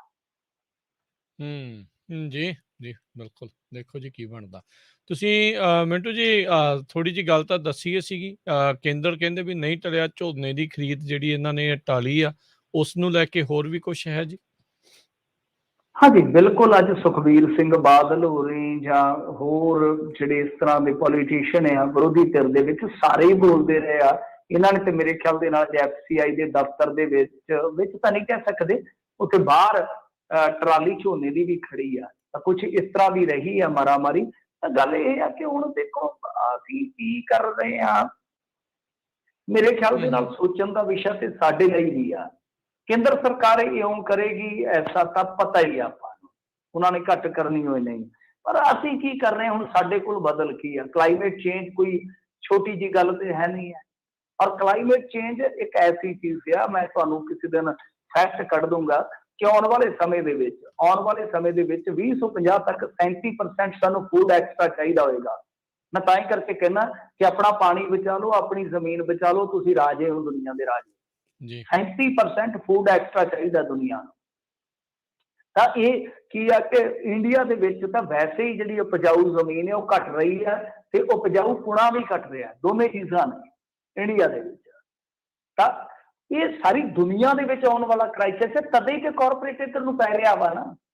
ਤੁਸੀਂ ਦੇਖਿਆ ਹੋਣਾ ਰਸ਼ੀਆ ਦੇ ਵਿੱਚ ਜਿਹੜਾ ਉਹ ਇਲਾਕਾ ਹੈ ਨਾ ਸਾਈਬੇਰੀਆ, ਦੁਨੀਆ ਦਾ ਜਿਹੜਾ ਸਭ ਤੋਂ ਠੰਡਾ, ਉਹ ਉੱਥੇ ਐਕਸਪੈਰੀਮੈਂਟ ਕਰ ਰਹੇ ਨੇ ਕਿ ਇੱਥੇ ਅਸੀਂ ਕਿਹੜੀ ਫਸਲ ਉਗਾ ਸਕਦੇ, ਕਿਉਂਕਿ ਬਹੁਤ ਬੀਆਵਾਨ ਪਿਆ ਇਲਾਕਾ, ਸਭ ਨੂੰ ਪਤਾ ਹੋਏਗਾ। ਉੱਥੇ ਐਕਸਪੈਰੀਮੈਂਟਲ ਦੌਰ ਦੇ ਵਿੱਚ ਨੇ ਕਿ ਭਾਈ ਇੱਥੇ ਅਸੀਂ ਕਿਹੜੀ ਫਸਲ ਬੀਜ ਸਕਦੇ। ਤਾਂ ਇੱਥੋਂ ਤੱਕ ਗੱਲਾਂ ਪਹੁੰਚੀਆਂ ਹੋਈਆਂ ਨੇ। ਸੋ ਕਲਾਈਮੇਟ ਚੇਂਜ ਤੇ ਅਸੀਂ ਕੰਮ ਹੀ ਨਹੀਂ ਕੀਤਾ ਪੰਜਾਬ ਵਾਲਿਆਂ ਨੇ। ਸਾਨੂੰ ਵੇਖਣਾ ਪਊਗਾ ਕਿ ਕਿਸ ਏਰੀਏ ਦੇ ਵਿੱਚ ਬਾਰਿਸ਼ਾਂ ਜ਼ਿਆਦਾ ਹੋ ਰਹੀਆਂ ਨੇ, ਕਿਸ 'ਚ ਘੱਟ ਹੋ ਰਹੀਆਂ ਨੇ। ਕਲਸਟਰ ਸਾਨੂੰ ਬਣਾਉਣੇ ਪੈਣਗੇ। ਇਹ ਕੰਮ ਪਹਿਲਾਂ ਕਰ ਦੇਣਾ ਚਾਹੀਦਾ ਸੀਗਾ, ਪਛੜ ਗਏ ਅਸੀਂ। ਤਾਂ ਹੁਣ ਇਹ ਕਲਾਈਮੇਟ ਚੇਂਜ ਦੀ ਖੇਡ ਹੈ, ਕਿਉਂਕਿ ਅੱਗੇ ਅਸੀਂ ਨਿੱਕੇ ਹੁੰਦਿਆਂ ਨੇ ਤੁਸੀਂ ਵੀ ਦੇਖਿਆ ਹੋਣਾ, ਮੈਂ ਕਿਹੜਾ ਕੋਈ ਹੈਗਾ ਵੀ 86-87 ਸਾਲ ਦਾ, ਕਿ ਝੜੀਆਂ ਬਹੁਤ ਲੱਗਦੀਆਂ ਸੀ, ਪਰ ਲੱਗਦੀਆਂ ਹੁੰਦੀਆਂ ਸੀ ਸਾਉਣ ਦੇ ਵਿੱਚ। ਹੁਣ ਕੀ ਆ ਕਿ ਝੜੀਆਂ ਆ ਕੇ ਅੱਸੂ ਦੇ ਵਿੱਚ ਵੀ ਲੱਗ ਜਾਂਦੀਆਂ ਕਈ ਵਾਰ। ਪਿਛਲੇ ਸਾਲ ਇਹਦੀ ਮਿਸਾਲ ਆ। ਸੋ ਇਹ ਕੰਮ ਕਰਨ ਦੀ ਜ਼ਰੂਰਤ ਆ ਪੰਜਾਬ ਨੂੰ ਆਪਣੇ ਪੱਧਰ ਤੇ ਵੀ, ਕਿ ਕਲਾਈਮੇਟ ਚੇਂਜ ਹੋ ਰਿਹਾ, ਪਾਣੀ ਸਾਡਾ ਘਟ ਰਿਹਾ। ਆਉਣ ਵਾਲੇ 2-2.5 ਦਹਾਕਿਆਂ 'ਚ ਨਹੀਂ, ਮੈਂ ਤਾਂ ਕਹੂੰਗਾ ਕਿ ਇੱਕ ਦਹਾਕੇ ਬਾਅਦ ਹੀ ਸਾਡੇ ਫੂਡ ਦਾ ਮੁੱਲ ਪੈਣਾ ਸਟਾਰਟ ਹੋ ਜਾਏਗਾ। ਤਦੇ ਹੀ ਇੱਕ ਬਹੁਤ ਵੱਡੀ ਲੌਬੀ ਜਿਹੜੀ ਆ ਉਹ ਨਿਰੰਤਰ ਜ਼ਮੀਨਾਂ ਨੂੰ ਜਾਂ ਬੀਆਂ ਨੂੰ ਹੜੱਪਣ ਦਾ ਯਤਨ ਕਰ ਰਹੀ ਆ। ਤੇ ਇਹਦੇ ਬਾਬਤ ਬਹੁਤ ਵੱਡੀ ਸੋਚ ਰੱਖ ਕੇ, ਨਜ਼ਰੀਆ ਰੱਖ ਕੇ ਚੱਲਣ ਦੀ ਜ਼ਰੂਰਤ ਆ। ਬਹਰਹਾਲ ਸਾਰੀ ਗੱਲ ਆਪਾਂ ਕਰ ਚੁੱਕੇ ਹਾਂ ਵੈਸੇ ਟੋਟਲੀ। ਤਾਂ ਕਲਾਈਮੇਟ ਚੇਂਜ ਦਾ ਫੈਕਟ ਹੈ, ਇਹ ਸਾਨੂੰ ਵੇਖਣਾ ਪਏਗਾ। ਸਰਕਾਰ ਕੇਂਦਰ ਦੀ ਉਹਨੂੰ ਕਿੱਦਾਂ ਲੈ ਰਹੀ ਹੈ, ਇੱਕ ਵੱਖਰੀ ਗੱਲ ਹੈ, ਪਰ ਕਲਾਈਮੇਟ ਚੇਂਜ ਕਿਸ ਤਰ੍ਹਾਂ ਸਾਡੀਆਂ ਫਸਲਾਂ ਨੂੰ ਪ੍ਰਭਾਵਿਤ ਕਰ ਰਿਹਾ, ਇਹ ਸਾਨੂੰ ਵੇਖਣਾ ਪਏਗਾ, ਬਹੁਤ ਨੇੜਿਓਂ ਦੇਖਣਾ ਪਏਗਾ। ਜੀ ਜੀ ਬਿਲਕੁਲ। ਤੇ ਸਰੋਤੇ ਦੱਸ ਜਾਈਏ, ਅੱਜ ਕਾਲਸ ਦਾ ਸਿਲਸਿਲਾ ਸ਼ਾਇਦ ਨਾ ਹੋ ਸਕੇ, ਸਾਡੇ ਫੋਨ ਲਾਈਨਸ ਦੇ ਵਿੱਚ ਪ੍ਰੋਬਲਮ ਜਿਹੜੀ ਚੱਲ ਰਹੀ ਆ। ਤੇ ਇੱਦਾਂ ਟਰਾਈ ਕਰੋ ਵੀ ਤੁਸੀਂ ਆਪਣੇ ਜਿਹੜੇ ਸਵਾਲ ਆ ਹੁਣੇ ਫੇਸਬੁੱਕ ਜਾਂ YouTube ਦੇ ਉੱਤੇ ਕਮੈਂਟ ਦੇ ਜ਼ਰੀਏ ਜਿਹੜਾ ਆ ਉਹ ਤੁਸੀਂ ਲਿਖ ਕੇ ਘੱਲ ਦਿਓ, ਤੇ ਫਿਰ ਜਿੰਨੇ ਕੁ ਸਵਾਲ ਹੋਏ ਫਿਰ ਉਸ ਹਿਸਾਬ ਦੇ ਨਾਲ ਆਪਾਂ ਬਾਅਦ ਦੇ ਵਿੱਚ ਬ੍ਰੇਕ ਤੋਂ ਬਾਅਦ ਦੇ ਵਿੱਚ ਉਹ ਜਿਹੜੀ ਗੱਲਬਾਤ ਜਿਹੜੀ ਉਹ ਕਰ ਲਾਂਗੇ। ਮਾਫੀ ਚਾਹੁੰਦੇ ਹਾਂ, ਕਾਲਸ ਦਾ ਅੱਜ ਸਿਲਸਿਲਾ ਸ਼ਾਇਦ ਨਾ ਹੋ ਸਕੇ, ਕਿਉਂਕਿ ਫੋਨ ਲਾਈਨਸ ਅਜੇ ਚੰਗੀ ਤਰ੍ਹਾਂ ਕੰਮ ਜਿਹੜੀਆਂ ਉਹ ਨਹੀਂ ਕਰ ਰਹੀਆਂ। ਸੋ ਆਪ ਸਭ ਨੂੰ ਬੇਨਤੀ ਹੈ, ਜਿਹੜੇ ਸੁਣ ਰਹੇ ਆ, ਦੇਖ ਰਹੇ ਹੋ YouTube Facebook ਦੇ ਉੱਤੇ, ਵੀ ਉੱਥੇ ਆਪਣੇ ਸਵਾਲ ਜਿਹੜੇ ਆ ਲਿਖ ਕੇ ਕਮੈਂਟ ਦੇ ਰੂਪ ਦੇ ਵਿੱਚ ਤੁਸੀਂ ਘੱਲ ਦਿਓ। ਅਗਲੀ ਜਿਹੜੀ ਗੱਲ ਕਰੀਏ, ਪ੍ਰਦਰਸ਼ਨਕਾਰੀ ਕਿਸਾਨ ਆਵਾਜਾਈ ਵਿੱਚ ਪਾ ਰਹੇ ਨੇ ਰੁਕਾਵਟ, ਸੁਪਰੀਮ ਕੋਰਟ ਨੇ ਦਿੱਤਾ ਇਹ ਹੁਣ ਬਿਆਨ। ਹਾਂਜੀ, ਸੁਪਰੀਮ ਕੋਰਟ ਨੇ ਦੇਖੋ ਬਹੁਤ ਅੱਜ ਝਾੜਿਆ ਕਿਸਾਨਾਂ ਨੂੰ, ਬਹੁਤ ਵੱਡੀਆਂ ਗੱਲਾਂ ਕਹੀਆਂ ਨੇ। ਉਹਨਾਂ ਨੇ ਆਖਿਆ ਕਿ ਤੁਸੀਂ ਇੱਕ ਤਰ੍ਹਾਂ ਨਾਲ ਗਲ ਘੁੱਟ ਦਿੱਤਾ ਸ਼ਹਿਰ ਦਾ, ਗਲ ਘੁੱਟ ਦਿੱਤਾ। ਪ੍ਰੋਟੈਸਟ ਕਰਨਾ ਤੁਹਾਡਾ ਅਧਿਕਾਰ ਹੈ, ਪਰ ਤੁਸੀਂ ਕਿਸੇ ਦੂਜੇ ਦੇ ਅਧਿਕਾਰ ਥੋੜ੍ਹੀ ਖੋਹ ਸਕਦੇ ਹੋ। ਤੇ ਦੂਜੀ ਗੱਲ ਉਹਨਾਂ ਨੇ ਆਖਿਆ ਕਿ ਤੁਸੀਂ ਸਾਡੇ ਕੋਲ ਆ ਜਾਂਦੇ ਹੋ ਸਾਡੇ ਤੋਂ ਇਜਾਜ਼ਤ ਮੰਗਣ ਜਾਂ ਆਪਣਾ ਪੱਖ ਰੱਖਣ, ਪਰ ਜੋ ਅਸੀਂ ਗੱਲ ਤੁਹਾਨੂੰ ਕਹਿੰਦੇ ਹਾਂ ਮੰਨਦੇ ਤੁਸੀਂ ਹੈ ਨਹੀਂ ਉਹਦੇ ਵਿੱਚ ਕੁਛ ਵੀ। ਸੋ ਹਾਂ, ਗੱਲਾਂ ਜਿਹੜੀਆਂ ਸੁਪਰੀਮ ਕੋਰਟ ਨੇ ਬੜੀ ਤਲਖੀ ਦੇ ਵਿੱਚ ਰੱਖੀਆਂ ਨੇ। ਇੱਧਰ ਜਿਹੜੇ ਕਿਸਾਨ ਆਗੂ ਆ ਹਮੇਸ਼ਾ ਦੀ ਤਰ੍ਹਾਂ ਇਹੀ ਗੱਲ ਕਹਿੰਦੇ ਨਜ਼ਰ ਆ ਰਹੇ ਆ। ਉਹ ਕਹਿੰਦੇ ਅਸੀਂ ਤੇ ਰਾਮਲੀਲਾ ਮੈਦਾਨ ਮੰਗਿਆ ਸੀ, ਇਹ ਬਰਾਰੀ ਕਹਿੰਦੇ ਸੀ, ਉਹਦੇ ਵਿੱਚ ਆਰਜੀ ਜੇਲ੍ਹ ਬਣਾ ਕੇ ਸਾਨੂੰ ਫਸਾਉਣਾ ਚਾਹੁੰਦੇ ਸੀ, ਮਜਬੂਰੀ 'ਚ ਇੱਥੇ ਬੈਠਣਾ ਪਿਆ, ਵਲ ਕੇ ਸਾਨੂੰ ਬਿਠਾਈ ਬੈਠੇ। ਅਸੀਂ ਥੋੜੀ ਨਾ ਸੜਕਾਂ ਰੋਕੀਆਂ ਨੇ, ਅਸੀਂ ਤੇ ਸਰਵਿਸ ਜਿਹੜੀਆਂ ਰੋਡਸ ਹੈਗੀਆਂ ਉਹ ਚਲਾਈਆਂ ਹੋਈਆਂ ਨੇ, ਲੋਕ ਲੰਘ ਰਹੇ ਨੇ, ਪਰ ਇਹਨਾਂ ਨੇ ਅੱਗੇ ਬੈਰੀਕੇਡਿੰਗ ਕਰਕੇ ਸਾਰਾ ਬੇੜਾ ਗਰਕ ਕਰ ਰੱਖਿਆ। ਦੋਨਾਂ ਧਿਰਾਂ ਦਾ ਇਹ ਫੰਕਸ਼ਨ ਹੈ। ਪਰ ਇੰਟਰਸਟਿੰਗ ਚੀਜ਼ ਇਹ ਆ ਕਿ ਜਿਹੜੀ ਧਿਰ ਉੱਥੇ ਗਈ ਸੀਗੀ ਮੰਗੇ ਲੈ ਕੇ ਗਈ ਸੀਗੀ ਕਿ ਜੰਤਰ ਮੰਤਰ ਤੇ ਸਾਨੂੰ 200 ਬੰਦਿਆਂ ਨੂੰ ਤੁਸੀਂ ਪ੍ਰੋਟੈਸਟ ਕਰਨ ਦਾ ਭਾਈ ਅਧਿਕਾਰ ਦਿਓ ਜਾਂ ਪਰਮਿਸ਼ਨ ਦੇ ਦਿਓ, ਤਾਂ ਉਹ ਕਿਸਾਨ ਮਹਾਪੰਚਾਇਤ ਨਾਂ ਦਾ ਕੋਈ ਸੰਗਠਨ ਹੈ। ਪਰ ਕਮਾਲ ਦੀ ਗੱਲ ਆ ਕਿ ਸਾਂਝਾ ਕਿਸਾਨ ਮੋਰਚਾ ਕਹਿੰਦਾ ਹੈ ਕਿ ਉਹ ਸਾਡਾ ਸੰਗਠਨ ਹੀ ਹੈ ਨਹੀਂ। ਇਹ ਬੜੀ ਇੰਟਰਸਟਿੰਗ ਚੀਜ਼ ਆ। ਹੁਣ ਉਹ ਕਿਸਾਨ ਸੰਗਠਨ ਕਿਹੜਾ ਆ, ਕਿਹੜੀ ਉਹ ਮਹਾਪੰਚਾਇਤ ਨਿਕਲ ਆਈ ਆ, ਸਮਝ ਤੋਂ ਪਰੇ ਦੀ ਗੱਲ ਆ। ਪਰ ਸੁਪਰੀਮ ਕੋਰਟ ਦੀਆਂ ਟਿੱਪਣੀਆਂ ਜਿਹੜੀਆਂ ਉਹ ਕਹਿ ਦਈਏ ਕਿ ਕੋਈ ਸਧਾਰਨ ਟਿੱਪਣੀਆਂ ਨਹੀਂ। ਆਉਣ ਵਾਲੇ ਸਮੇਂ ਦੇ ਵਿੱਚ, ਕਿਉਂਕਿ ਪਟੀਸ਼ਨਾਂ ਤੇ ਇਸ ਤਰ੍ਹਾਂ ਦੀਆਂ ਚੱਲ ਹੀ ਰਹੀਆਂ ਨੇ, ਆਉਣ ਵਾਲੇ ਸਮੇਂ ਦੇ ਵਿੱਚ ਸੁਪਰੀਮ ਕੋਰਟ ਜਿਸ ਤਰ੍ਹਾਂ ਦੀ ਤਲਖੀ ਦਿਖਾ ਰਿਹਾ, ਹੋ ਸਕਦਾ ਕਿ ਕੋਈ ਆਰਡਰ ਪਾਸ ਕਰ ਦੇਵੇ। ਜੀ ਜੀ ਜੀ। ਤੇ ਇੱਕ ਵਾਰੀ ਫਿਰ ਆਪਣੇ ਜਿਹੜੇ ਵੀ ਸੁਣ ਰਹੇ ਦੇਖ ਰਹੇ ਉਹਨਾਂ ਨੂੰ ਮੈਂ ਕਹਿੰਦਾ ਵੀ ਫੇਸਬੁੱਕ ਤੇ YouTube ਤੇ ਜਿਹੜਾ ਲਾਈਵ ਚੱਲ ਰਿਹਾ ਆ ਉੱਥੇ ਜਿਹੜਾ ਉਸਦੇ ਹੇਠਾਂ ਤੁਸੀਂ ਕਮੈਂਟ ਦੇ ਵਿੱਚ ਆਪਣੇ ਸਵਾਲ ਲਿਖ ਕੇ ਘੱਲ ਦਿਓ, ਤੇ ਫਿਰ ਆਪਾਂ ਬ੍ਰੇਕ ਤੋਂ ਬਾਅਦ ਦੇ ਵਿੱਚ ਉਹਨਾਂ ਸਵਾਲਾਂ 'ਚੋਂ ਜਿਹੜੀ ਉਹ ਗੱਲਬਾਤ ਕਰਾਂਗੇ। ਟਰਾਈ ਜਿਹੜੀ ਆ ਤੁਸੀਂ ਕਰ ਲਿਓ ਕਾਲ ਕਰਕੇ, ਪਰ ਜਿਹੜੇ ਅਜੇ ਤੱਕ ਫੋਨ ਲਾਈਨ ਜਿਹੜੀਆਂ ਚੱਜ ਦੇ ਨਾਲ ਨਹੀਂ ਚੱਲ ਰਹੀਆਂ, ਉਸ ਚੀਜ਼ ਦੇ ਲਈ ਅਸੀਂ ਮਾਫੀ ਮੰਗਦੇ ਹਾਂ। ਅਗਲੀ ਮਿੰਟ 'ਚ ਗੱਲ ਕਰ ਲਈਏ। 에ਅਰ ਇੰਡੀਆ ਦੀ ਵੀ ਕਹਿੰਦੇ ਆ ਹੋਈ ਆ ਵਿਕਰੀ, ਟਾਟਾ ਕੋਲ ਗਿਆ। ਹਾਂਜੀ, ਟਾਟਾ ਕੋਲੋਂ ਹੀ ਆਇਆ ਸੀਗਾ 에ਅਰ ਇੰਡੀਆ। ਵੈਸੇ ਜੇ ਤੁਸੀਂ ਦੇਖੋਗੇ ਨਾ, ਘਰ ਵਾਪਸੀ ਹੋ ਗਈ ਇਹਦੀ ਸ਼ੁਰੂਆਤ, ਹਾਂਜੀ ਹਾਂਜੀ, ਘਰ ਵਾਪਸੀ ਹੋ ਗਈ ਹੈ ਜੀ ਇਹਨਾਂ ਦੀ। ਬਿਲਕੁਲ 1932 ਚ ਟਾਟਾ 에ਅਰਲਾਈਨਸ ਲਾਂਚ ਹੋਈ ਸੀਗੀ। 1946 ਚ ਇਹਦਾ ਨਾਮ ਬਦਲ ਕੇ 에ਅਰ ਇੰਡੀਆ ਕੀਤਾ ਗਿਆ ਸੀ, ਜਦ ਕਿ 1953 ਦੇ ਵਿੱਚ ਸਰਕਾਰ ਨੇ ਟਾਟਾ ਨੂੰ ਖਰੀਦ ਲਿਆ ਸੀ। ਸੋ ਇਹ ਇਹਨਾਂ ਦੀ ਜਰਨੀ ਆ। ਤੇ ਵੈਸੇ ਸ਼ਾਨਾਮਤੀ ਕਹੀ ਜਾ ਸਕਦੀ ਹੈ ਟਾਟਾ ਦੀ, ਇੱਕ ਕਹਿ ਲਓ ਕਿ ਲੈਕਸੀ ਹੈ ਬਿਜ਼ਨਸ ਦੇ ਵਿੱਚ, ਕਾਰਪੋਰੇਟ ਜਗਤ ਦੇ ਵਿੱਚ। ਤਾਂ ਗੱਲ ਕੀ ਹੈ ਕਿ ਜੇ ਹੁਣ ਤੁਸੀਂ ਦੇਖੋਗੇ ਤੇ ਇਹਦੇ ਵਿੱਚ ਨਰਿੰਦਰ ਮੋਦੀ ਦਾ ਕੋਈ ਦੋਸ਼ ਨਹੀਂ ਹੈ, ਕਿਉਂਕਿ ਮੈਂ ਹਮੇਸ਼ਾ ਜਿਹੜੀ ਗੱਲ ਹੈ ਉਹ ਇਹ ਅੰਨੀ ਆਲੋਚਨਾ ਮੈਂ ਨਹੀਂ ਕਰਦਾ ਹੁੰਦਾ, ਕਿਉਂਕਿ ਇਹ ਬੇੜਾ ਗਰਕ ਕਰਨ ਦੇ ਵਿੱਚ ਸਾਰਿਆਂ ਦਾ ਹੀ ਹੱਥ ਸੀਗਾ। ਮਤਲਬ ਬੋਇੰਗ ਖਿਲਾਰੀ ਰੱਖਣਾ ਪ੍ਰੈਜ਼ੀਡੈਂਟ ਵਾਸਤੇ ਜਾਂ PM ਵਾਸਤੇ, ਜੋ ਲੀਡਰਾਂ ਸ਼ੀਡਰਾਂ ਦੇ ਬਾਲ ਬੱਚੇ ਢੋਈ ਚੱਲੋ, ਮਤਲਬ ਕਿ ਕੋਈ ਨੀਤੀ ਨਹੀਂ ਸੀਗੀ ਇਸ ਸਰਕਾਰੀ 에ਅਰਲਾਈਨਸ ਵਾਸਤੇ। ਸਭ ਨੇ ਬੇੜਾ ਗਰਕ ਕੀਤਾ। ਸਾਲ 2000 ਤੱਕ 에ਅਰ ਇੰਡੀਆ ਮੁਨਾਫੇ 'ਚ ਚੱਲ ਰਹੀ ਸੀ। ਮੈਂ ਤੁਹਾਨੂੰ ਇੰਟਰਸਟਿੰਗ ਫੈਕਟ ਦੱਸਦਾ ਕਿ ਉਦੋਂ ਤੱਕ ਸਰਕਾਰ ਤੁਹਾਨੂੰ ਪਤਾ ਹੀ ਹੈ ਵਾਜਪਾਈ ਦੀ ਸੀ, ਆਪਾਂ ਕਹਿ ਸਕਦੇ ਕਿ ਮੁਨਾਫੇ ਸੀ। 2001 ਦੇ ਵਿੱਚ ਕੰਪਨੀ ਨੂੰ 57 ਕਰੋੜ ਦਾ ਘਾਟਾ ਹੋਇਆ, ਸਿਰਫ 57 ਕਰੋੜ ਦਾ। ਪਰ ਸਭ ਤੋਂ ਵੱਡੀ ਗਲਤੀ UPA ਗਵਰਨਮੈਂਟ ਨੇ, ਮਨਮੋਹਨ ਸਿੰਘ ਸਰਕਾਰ ਨੇ ਕੀਤੀ ਕਿ 2007 ਦੇ ਵਿੱਚ ਇਹਨਾਂ ਨੇ ਇੱਕ ਮਰਜਰ ਕਰ ਦਿੱਤਾ ਸੀ 에ਅਰ ਇੰਡੀਆ ਤੇ ਇੰਡੀਅਨ 에ਅਰਲਾਈਨਸ ਦਾ। ਤੇ ਉਦੋਂ ਜਿਹੜਾ ਉਹ ਘਾਟਾ ਮੇਰੇ ਖਿਆਲ ਦੇ ਨਾਲ 770 ਕਰੋੜ ਦਾ ਸੀਗਾ, ਉਹ ਇਸ ਮਰਜਰ ਤੋਂ ਬਾਅਦ ਵੱਧ ਕੇ 7200 ਕਰੋੜ ਦਾ। ਮਤਲਬ ਕਿ ਬੇੜਾ ਗਰਕਣਾ ਉੱਥੋਂ ਸਟਾਰਟ ਹੋ ਗਿਆ। ਫਿਰ ਕਰਜ਼ਾ ਇੰਨਾ ਵੱਧ ਗਿਆ ਸੀਗਾ ਕਿ ਇੱਕ ਵੇਲੇ ਤੱਕ ਤੇ 31 ਮਾਰਚ 2019 ਤੱਕ ਕਹਿੰਦੇ ਕਿ 60,000 ਕਰੋੜ ਰੁਪਇਆ ਕਰਜ਼ਾ ਸੀ। 60,000 ਕਰੋੜ। ਤਾਂ ਫਿਰ ਕੀ ਕਰਨਾ ਇਹਨਾਂ, ਕੋਈ ਕਰ ਨਹੀਂ ਸਕਦੇ। ਕੋਸ਼ਿਸ਼ ਕੀਤੀ ਇਹਨਾਂ ਨੇ, ਨਹੀਂ ਉਦੋਂ ਵਿਕਿਆ। ਹੁਣ ਇਹਨਾਂ ਨੇ ਫਿਰ ਥੋੜੀਆਂ ਜਿਹੀਆਂ ਕਹਿ ਲਓ ਕਿ ਜਿਹੜੀਆਂ ਇਹਨਾਂ ਦੀਆਂ ਸੀਗੀਆਂ ਸ਼ਰਤਾਂ, ਉਹਦੇ ਵਿੱਚ ਇਹਨਾਂ ਨੇ ਕੁਛ ਰਿਲੈਕਸੇਸ਼ਨ ਦਿੱਤੀ ਕਿ ਜੋ ਵੀ ਲੋਨ ਆ ਉਹਦਾ ਸਿਰਫ ਜਿਹੜੀ ਵੀ ਧਿਰ ਖਰੀਦੇਗੀ 23,286 ਕਰੋੜ ਰੁਪਈਆ ਜਿਹੜਾ ਉਹਦਾ ਬੋਝ ਚੁੱਕਣਾ ਪਏਗਾ। ਬਾਕੀ ਮਤਲਬ ਕਿ ਕੋਈ ਐਡਜਸਟਮੈਂਟ ਇਹਨਾਂ ਨੇ ਕਰ ਦਿੱਤੀ ਆ। ਉਹ ਇੱਕ ਡੀਲ ਦੀ ਜਿਹੜੀ ਸ਼ਰਤ ਹੈ ਉਹ ਮੇਨਲੀ ਇਹੀ ਹੈ ਕਿ 23,286 ਕਰੋੜ ਰੁਪਈਆ ਜਿਹੜਾ ਉਹ ਭਾਈ ਤੁਹਾਨੂੰ ਆਪਣੇ ਸਿਰ ਉੱਟਣਾ ਪਏਗਾ। ਖੈਰ ਦੇਖਦੇ ਹਾਂ ਕਿ ਕੀ ਬਣਦਾ। ਪਰ ਟਾਟਾ ਨੇ ਆਪਣੀ 에ਅਰਲਾਈਨ ਜਿਹੜੀ ਆ ਉਹ ਵਾਪਸ ਆਪਣੇ ਹੱਥਾਂ 'ਚ ਲੈ ਲਈ ਆ।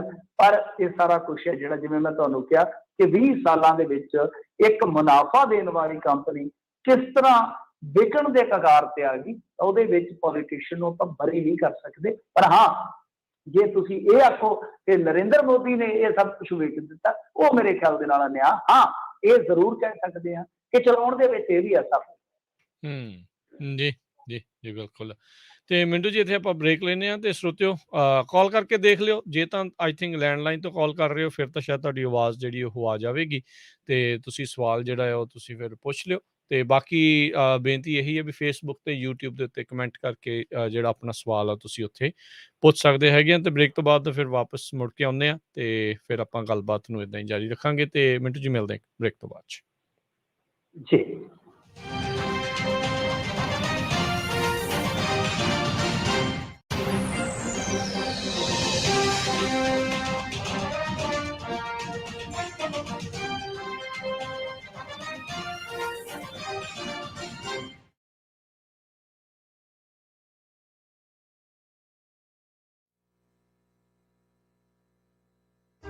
ਤੁਸੀਂ ਸੁਣ ਰਹੇ ਹੋ Punjabi Radio USA KOBO Yuba City 1450 AM KIID Sacramento 1470 AM KWRU Fresno 1300 AM KLHC Bakersfield 1350 AM KCVR Stockton Modesto 1570 AM। Sidhu Truck Line Bakersfield ਵਾਲਿਆਂ ਨੂੰ ਇਸ ਮੌਕੇ ਟੀਮ ਡਰਾਈਵਰਸ ਦੀ ਜ਼ਰੂਰਤ ਹੈ। Drive van, drop and hook ਦੇ ਲੋਡਸ ਹਨ।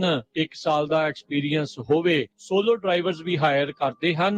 ਸੋਲੋ ਡਰਾਈਵਰਸ ਦੇ ਲਈ 11 ਵੈਸਟਰਨ ਸਟੇਟ ਦੇ ਪੱਕੇ ਲੋਡ ਹਨ ਅਤੇ ਟੀਮ ਡਰਾਈਵਰਸ ਦੇ ਲਈ ਕੈਲੀਫੋਰਨੀਆ ਤੋਂ ਕੈਂਸਸ, ਟੈਕਸਸ ਅਤੇ ਜਾਰਜੀਆ ਦੇ ਡੈਡੀਕੇਟਿਡ ਰਾਊਟ ਹਨ। ਸਾਰਾ ਕੰਮ drive and drop and hook ਦਾ ਹੈ। ਬੇਕਰਸਫੀਲਡ ਦੇ ਇਲਾਕੇ ਦੇ ਵਿੱਚ ਲੋਕਲ ਡਰਾਈਵਰਸ ਵੀ ਹਾਇਰ ਕਰਦੇ ਹਨ ਜੋ ਰੋਜ਼ਾਨਾ ਘਰ ਆ ਸਕਦੇ ਹਨ। ਵਧੀਆ ਤਨਖਾਹ ਦਿੱਤੀ ਜਾਵੇਗੀ। ਹੋਰ ਜਾਣਕਾਰੀ ਲਈ ਕਾਲ ਕੁਲਵੰਤ ਸਿੱਧੂ 6616671188।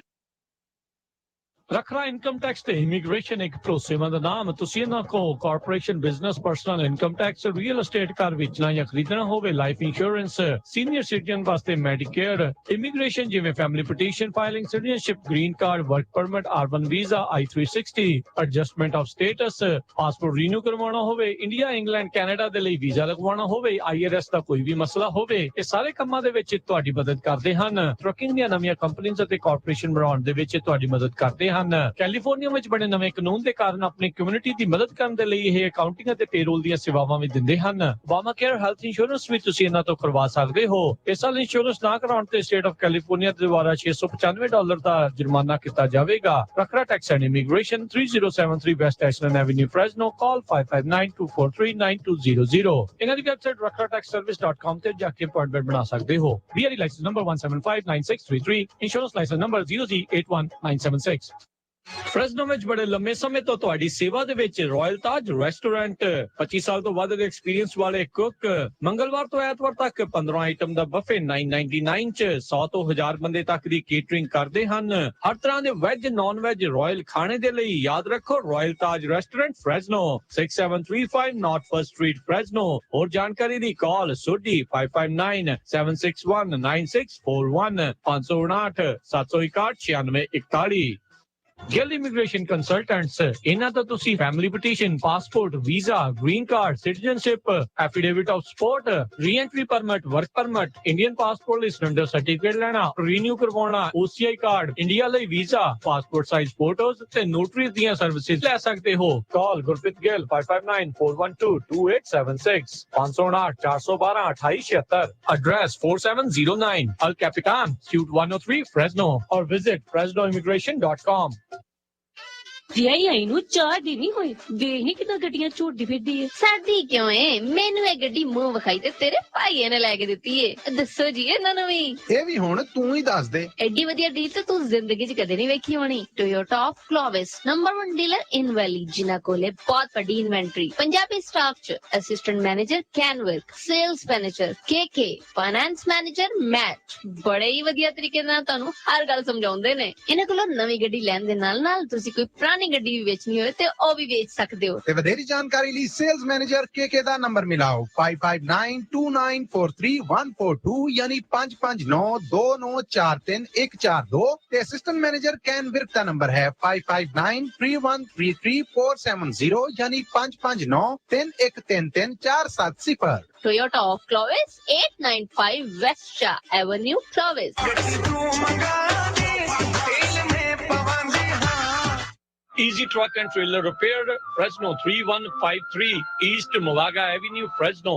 ਟਰੱਕ ਦਾ oil change, truck tyre, brake seal ਅਤੇ ਟਰੱਕ ਦਾ ਹਰ ਤਰ੍ਹਾਂ ਦਾ ਕੰਮ ਕਰਦੇ ਹਨ। ਟ੍ਰੇਲਰ ਦੀ ਹਰ ਤਰ੍ਹਾਂ ਦੀ ਰਿਪੇਅਰ ਕਰਦੇ ਹਨ। ਇਹਨਾਂ ਨੂੰ ਸ਼ਾਪ ਵਿੱਚ ਕੰਮ ਕਰਨ ਵਾਸਤੇ ਮਕੈਨਿਕ ਦੀ ਲੋੜ ਹੈ। ਇਹਨਾਂ ਦੇ ਕੋਲ ਟਰੱਕ ਪਾਰਕਿੰਗ ਰੈਂਟ ਤੇ ਉਪਲਬਧ ਹੈ। ਕਾਲ ਬਲਜਿੰਦਰ ਸਿੰਘ 5596475901, ਰੋਮੀ ਸਿੰਘ 5593521374, ਪਰਮਜੀਤ ਸਿੰਘ 5592701822।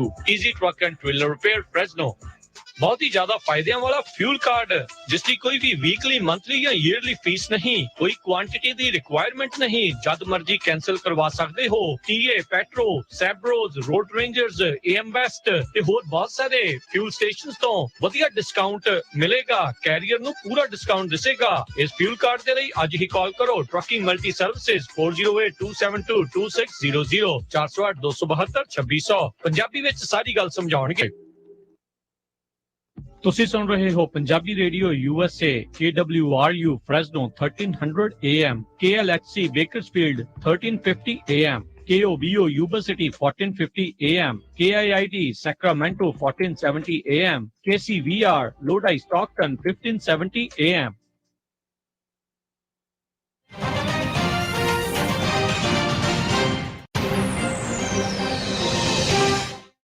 ਪੰਜਾਬੀ ਰੇਡੀਓ USA ਸੁਣ ਰਹੇ ਸਾਰੇ ਸਰੋਤਿਆਂ ਨੂੰ ਇੱਕ ਵਾਰੀ ਫੇਰ ਜੀ ਆਇਆਂ ਨੂੰ ਸਵਾਗਤ ਹੈ। ਮਿੰਟੂ ਜੀ ਆਇਆਂ ਨੂੰ ਸਵਾਗਤ ਹੈ। ਸਤਿ ਸ੍ਰੀ ਅਕਾਲ ਜੀ। ਠੀਕ, ਸ਼ੁਕਰੀਆ ਜੀ। ਤੇ ਆਪਣੇ ਕੋਲ ਕੁਛ ਕੁ ਜਿਹੜੇ ਸਵਾਲ ਆ ਫੇਸਬੁੱਕ ਦੇ ਜ਼ਰੀਏ YouTube ਦੇ ਜ਼ਰੀਏ ਪਹੁੰਚੇ ਆ। ਸੋ ਸਰੋਤਿਓ ਜਿਹੜੇ ਤੁਸੀਂ ਸੁਣ ਰਹੇ ਹੋ, ਦੇਖ ਰਹੇ ਹੋ, ਜੇ ਅਜੇ ਵੀ ਤੁਹਾਡਾ ਕੋਈ ਸਵਾਲ ਹੈਗਾ ਤੁਸੀਂ ਉੱਥੇ ਪੁੱਛ ਸਕਦੇ ਹੈਗੇ ਆ ਤੇ ਫਿਰ ਆਪਾਂ ਜਿਹੜੇ ਉਹ ਮਿੰਟੂ ਜੀ ਤੱਕ ਪਹੁੰਚਾ ਦਿੰਦੇ ਆ। ਹਰ ਭੁਪਿੰਦਰ ਸਿੰਘ ਹੁਣੀ ਪੁੱਛਦੇ ਨੇ ਆਪਾਂ ਨੂੰ ਮਿੰਟੂ ਜੀ ਸਵਾਲ ਵੀ ਕੀ ਕੈਪਟਨ ਆਗਾਮੀ ਚੋਣਾਂ ਦੇ ਵਿੱਚ ਫਿਰ ਬਾਦਲਾਂ ਵਿਰੁੱਧ ਚੋਣ ਲੜੇਗਾ ਪਿਛਲੀਆਂ ਚੋਣਾਂ ਵਾਂਗ? ਬਾਦਲ ਵਿਰੁੱਧ ਤਾਂ ਚੋਣ ਲੜਨੀ ਹੋਈ ਪਊਗੀ ਨਾ, ਜੇ ਆਪਣੀ ਉਹ ਪਾਰਟੀ ਬਣਾਉਗੇ। ਜਾਂ ਇਹ ਹੋ ਸਕਦਾ ਕਿ ਉਹਨਾਂ ਦਾ ਸਵਾਲ ਲੰਬੀ ਦੇ ਸੰਦਰਭ ਵਿੱਚ ਹੋਵੇ ਜਾਂ ਜਲਾਲਾਬਾਦ ਦੇ ਸੰਦਰਭ ਵਿੱਚ ਹੋਵੇ ਕਿ ਕੀ ਉੱਥੇ ਮਤਲਬ ਕਿ ਉਹਨਾਂ ਨੂੰ ਇੰਟਰੈਕਸ਼ਨ ਸਪੋਰਟ, ਹਾਂਜੀ ਸ਼ਾਇਦ ਉਹਨਾਂ ਦਾ ਇਸ ਕੰਟੈਕਸਟ ਦੇ ਵਿੱਚ ਹੋਏਗਾ ਸਵਾਲ। ਤਾਂ ਮੇਰੇ ਖਿਆਲ ਦੇ ਨਾਲ ਐਤਕੀ ਲੰਬੀ ਚ ਨਹੀਂ ਆਉਣਗੇ, ਔਰ ਜੇ ਲੰਬੀ ਚ ਆ ਗਏ ਤੇ ਇਹਨਾਂ ਨੂੰ ਵੋਟਾਂ ਛੱਡੋ, ਲੋਕਾਂ ਨੇ ਨਾ ਇਹਨਾਂ ਨੂੰ ਐਤਕੀ ਧੱਕੇ ਮਾਰਨੇ। ਕਿਉਂਕਿ 40-42 ਹਜ਼ਾਰ ਵੋਟ ਲੈ ਗਏ ਸਨ ਅਮਰਿੰਦਰ ਸਿੰਘ, ਪਰ ਬਾਅਦ ਦੇ ਵਿੱਚ ਲੰਬੀ ਚ ਇੱਕ ਵਾਰੀ ਵੀ ਆ ਕੇ ਇਹਨਾਂ ਨੇ ਕਿਸੇ ਦਾ ਕੋਈ ਸ਼ੁਕਰਗੁਜ਼ਾਰ ਨਹੀਂ ਕੀਤਾ, ਕਿਸੇ ਦਾ ਕੋਈ ਇਹਨਾਂ ਨੇ ਹਾਲ ਨਹੀਂ ਪੁੱਛਿਆ। ਇੱਥੋਂ ਤੱਕ ਕਿ ਉਹ ਜਿਹੜੇ ਹੈਗੇ ਸੀ ਖੁੱਡੀਆਂ ਵਾਲੇ, ਉਹਨਾਂ ਨੂੰ ਵੀ ਅੱਗੇ ਨਹੀਂ ਲਾਇਆ। ਜਿਹੜੇ ਵਰਕਰ ਸੀ ਇਹਨਾਂ ਦੇ, ਉਹ ਵੀ ਆਪਣੇ ਆਪ ਨੂੰ ਵਿਚਾਰੇ ਨਾ ਲਵਾਰਥੀ ਸਮਝੀ ਬੈਠੀ ਰਹੇ। ਤੇ ਖੁੱਡੀਆਂ ਫੈਮਿਲੀ ਤਾਂ ਮੁੜ ਕੇ ਤੁਹਾਨੂੰ ਪਤਾ ਹੀ ਉਹ ਚਲੇ ਗਏ ਸੀ ਆਮ ਆਦਮੀ ਪਾਰਟੀ ਚ। ਇਸ ਕਰਕੇ ਲੰਬੀ ਦੇ ਵਿੱਚ ਆ ਜਾਣਗੇ ਤੇ ਇਹਨਾਂ ਨੇ ਫਾਇਦਾ ਨੁਕਸਾਨ ਕੋਈ ਨਹੀਂ ਕਰਨਾ। ਮੈਂ ਉਦੋਂ ਵੀ ਕਿਹਾ ਸੀਗਾ, ਇਹ ਸਪੈਸ਼ਲੀ ਲੰਬੀ ਬਾਰੇ ਕਹਿ ਰਹੇ ਆ ਜਾਂ ਜਲਾਲਾਬਾਦ ਬਾਰੇ ਕਹਿ ਰਹੇ, ਤਾਂ ਮੈਂ ਇੱਕ ਗੱਲ ਤੁਹਾਨੂੰ ਅੱਜ ਵੀ ਕਹਿ ਦੇਣਾ, ਉਸ ਟਾਈਮ ਵੀ ਮੈਂ ਬਹੁਤ ਸਾਰੇ ਡਿਬੇਟ ਦੇ ਵਿੱਚ ਇਹ ਗੱਲ ਕਹੀ ਸੀ ਕਿ ਚਾਹੇ ਆਮੀਰ ਖਾਨ ਨੂੰ ਖਿਲਾਰ ਦਿਓ ਲਿਆ ਕੇ, ਚਾਹੇ ਸੰਜੇ ਦੱਤ ਨੂੰ ਖਿਲਾਰ ਦਿਓ ਲੰਬੀ ਚ ਲਿਆ ਕੇ, ਚਾਹੇ ਜਿਹੜੇ ਮਰਜ਼ੀ ਪੋਲੀਟੀਸ਼ੀਅਨ ਨੂੰ ਲਿਆ ਕੇ ਖਿਲਾਰ ਦਿਓ, ਬਾਦਲ ਨੂੰ ਕਹਿ ਦਿਓ ਕਿ ਤੂੰ ਘਰੋਂ ਬਾਹਰ ਨਹੀਂ ਨਿਕਲਣਾ, ਤਦ ਵੀ ਉਹਨੇ ਜਿੱਤ ਜਾਣਾ। ਜੀ ਜੀ, ਪਕੜ ਜਿਹੜੀ ਉਹਨਾਂ ਦੀ ਉੱਥੇ ਜਿਹੜੀ ਉਹ ਜ਼ਰੂਰ ਹੈਗੀ ਆ। ਕੰਮ ਕੀਤੇ ਜੀ। ਰਾਜਨਪ੍ਰੀਤ ਕੌਰ ਹੁਣੀ ਪੁੱਛਦੇ ਨੇ ਵੀ ਪੰਜਾਬ ਦੇ ਵਿੱਚ ਪੰਜਾਬੀ ਜਿਹੜੀ ਭਾਸ਼ਾ ਆ ਉਹ ਪਹਿਲੇ ਨੰਬਰ ਤੇ ਲਿਖੀ ਹੋਣੀ ਜਿਹੜੀ ਉਹ ਚਾਹੀਦੀ ਆ। ਕਹਿੰਦੇ ਵੀ ਇਸ ਮੁੱਦੇ ਦੇ ਉੱਤੇ ਗੱਲ ਜਿਹੜੀ ਉਹ ਕੀਤੀ ਜਾਣੀ ਚਾਹੀਦੀ ਆ ਵੀ ਆਪਣੇ ਬੱਚਿਆਂ ਦੇ ਲਈ ਪੰਜਾਬੀ ਜਿਹੜੀ ਉਹ ਛੱਡ ਕੇ ਜਿਹੜੇ ਉਹ ਹੁਣ ਹਿੰਦੀ ਬੋਲਣ ਵੱਲ ਨੂੰ ਤੁਰੇ ਨੇ। ਦੇਖੋ, ਮੈਂ ਆਪਣੀ ਗੱਲ ਤੁਹਾਨੂੰ ਦੱਸਦਾ ਰਾਜਕਰਨਵੀਰ ਸਿੰਘ ਜੀ, ਕਿਉਂਕਿ ਸਾਡਾ ਜਿਹੜਾ ਪਿੰਡ ਆ ਤੇ ਉਤੋਂ ਗਾਂ ਜਿਹੜੇ ਪਿੰਡ ਸਟਾਰਟ ਹੋ ਜਾਂਦੇ ਨੇ, ਮੰਨ ਲਓ 5-4 ਕਿਲੋਮੀਟਰ, ਟੋਟਲੀ ਹਿੰਦੀ ਉੱਥੇ ਜ਼ਿਆਦਾ ਬੋਲੀ ਜਾਂਦੀ ਆ। ਤੇ ਇਹਨਾਂ ਪਿੰਡਾਂ ਦੇ ਵਿੱਚ ਸਭ ਨੂੰ ਪਤਾ ਕੱਦੂ ਖੇੜਾ ਕਰੂ ਨਵੇੜਾ, ਤਾਂ ਹੀ ਨਾਰਾ ਨਿਕਲਿਆ ਸੀ ਨਾ, ਕਿਉਂਕਿ ਸਾਰੀ ਪੱਟੀ ਜਿਹੜੀ ਹੈ ਉਹ ਇੱਕ ਤੇ ਜ਼ਿਆਦਾਤਰ ਗੈਰ ਸਿੱਖ ਏਰੀਏ ਦੇ ਵਿੱਚ ਆ ਗਈ ਜਾਂ ਗੈਰ ਪੰਜਾਬੀ ਵਾਲਾ ਏਰੀਆ ਆ ਗਿਆ। ਤਾਂ ਹੀ ਤਾਂ ਉਹ ਕਹਿੰਦੇ ਸੀਗੇ ਨਾ ਕਿ ਆਹ ਪੱਟੀ ਸਾਨੂੰ ਚਾਹੀਦੀ ਆ, ਅਬੋਰ ਤੁਸੀਂ ਖਾਸ ਅਬੋਰ ਸਾਡੇ ਨਾਲ ਹੀ ਆ। ਤਾਂ ਮੈਂ ਤੁਹਾਨੂੰ ਆਪਣੀ ਗੱਲ ਦੱਸਦਾ ਵਾਂ ਕਿ ਮੈਂ ਖੁਦ ਹਿੰਦੀ ਪੜ੍ਹਿਆ ਜ਼ਿਆਦਾ। ਮੇਰੀ ਪਹਿਲੀ ਸਕੂਲਿੰਗ ਜਿਹੜੀ ਅਬੋਰ ਦੇ ਵਿੱਚ ਸੀਗੀ। ਫਿਰ ਮੈਂ ਸਰਕਾਰੀ ਸਕੂਲ 'ਚ ਆਇਆ। ਸਾਡੇ ਪਿੰਡਾਂ 'ਚ ਉਦੋਂ ਬਕਾਇਦਾ ਨਾਲ ਹਿੰਦੀ ਦਾ ਇੱਕ ਕਾਇਦਾ ਪੜ੍ਹਾਇਆ ਜਾਂਦਾ ਸੀਗਾ। ਮੈਂ ਖੁਦ ਪੜ੍ਹਿਆ ਵਾਂ, ਜੀ ਹਿੰਦੀ ਮੈਂ ਬੋਲ ਵੀ ਲੈਂਦਾ। ਤੁਸੀਂ ਮੈਨੂੰ ਦੱਸੋ ਕਿ ਮੈਂ ਪੰਜਾਬੀ 'ਚ ਕਿਵੇਂ ਆ?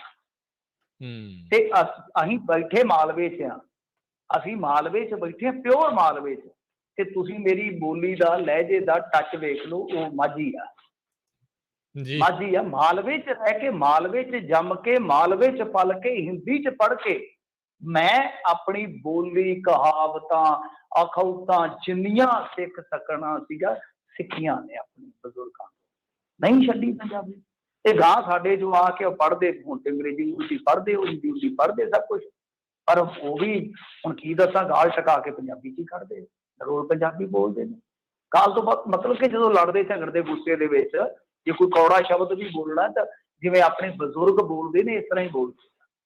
ਤਾਂ ਕਹਿਣ ਦਾ ਮਤਲਬ ਇਹ ਹੈ ਕਿ ਭਾਸ਼ਾ ਪੜ੍ਹਨ ਨਾਲ ਕੋਈ ਪ੍ਰੋਬਲਮ ਨਹੀਂ, ਭਾਸ਼ਾ ਸਿੱਖਣ ਨਾਲ ਕੋਈ ਪ੍ਰੋਬਲਮ ਨਹੀਂ ਹੁੰਦੀ। ਹਾਂ ਬਿਲਕੁਲ, ਜਿਹੜਾ ਪੰਜਾਬੀ ਦਾ ਇੱਕ ਕਹਿ ਲਓ ਕਿ ਸਾਡਾ ਦਰਜਾ ਬਣਦਾ, ਸਾਡਾ ਦਰਜਾ ਬਣਦਾ ਸਾਡੀ ਮਾਂ ਬੋਲੀ ਦਾ, ਉਹ ਇੱਕ ਤਾਂ ਦਫ਼ਤਰਾਂ ਦੇ ਵਿੱਚ, ਔਰ ਸਭ ਤੋਂ ਜ਼ਰੂਰੀ ਹੈ ਅਦਾਲਤਾਂ ਦੇ ਵਿੱਚ। ਅਦਾਲਤੀ ਭਾਸ਼ਾ ਜਦੋਂ ਤੱਕ ਪੰਜਾਬੀ ਦੀ ਬਣਦੀ ਨਾ, ਉਦੋਂ ਤੱਕ ਤੁਹਾਡੀਆਂ ਸਾਰੀਆਂ ਲਹਿਰਾਂ, ਤੁਹਾਡੀਆਂ ਸਾਰੀਆਂ ਭਾਵਨਾਵਾਂ ਅਧੂਰੀਆਂ। ਅਦਾਲਤੀ ਭਾਸ਼ਾ ਬਣਾਉਣੀ ਜ਼ਰੂਰੀ ਹੈ। ਦੂਜੀ ਚੀਜ਼ ਜਿਹੜੀ ਗੱਲ ਆ, ਦੂਜੀ ਕਿ ਤੁਹਾਨੂੰ ਆਪਣੀ ਬੋਲੀ ਨੂੰ ਰੁਜ਼ਗਾਰ ਮੁਖੀ ਬਣਾਉਣਾ ਹੋਵੇਗਾ। ਫਰੈਂਚ ਸਿੱਖਣੇ ਆ ਕਿ ਨਹੀਂ ਆਪਾਂ?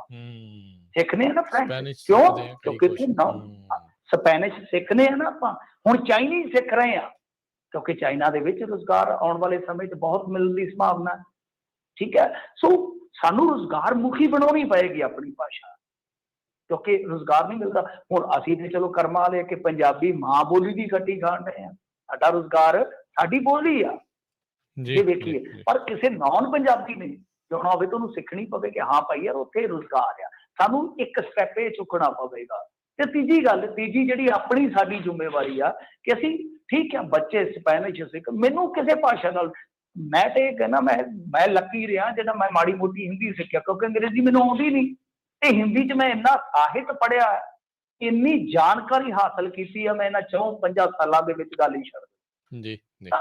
ਕੋਈ ਵੀ ਭਾਸ਼ਾ ਜਿਹੜੀ ਮਾੜੀ ਨਹੀਂ, ਪਰ ਸਾਨੂੰ ਆਪਣੇ ਬੱਚੇ ਦਾ ਬੇਸ ਜਿਹੜਾ ਹੈ ਨਾ, ਉਹ ਆਪਣੀ ਮਾਂ ਬੋਲੀ 'ਚ ਖੁਦ ਤੈਅ ਕਰਨਾ ਪਏਗਾ। ਜੀ ਜੀ, ਖੁਦ ਤੈਅ ਕਰਨਾ ਪਏਗਾ। ਤਾਂ ਜੇ ਬੇਸ ਵੱਧਾ ਤਾਂ ਮੈਨੂੰ ਨਹੀਂ ਲੱਗਦਾ ਉਹ ਸਾਰੀ ਜ਼ਿੰਦਗੀ ਡੋਲੇਗਾ।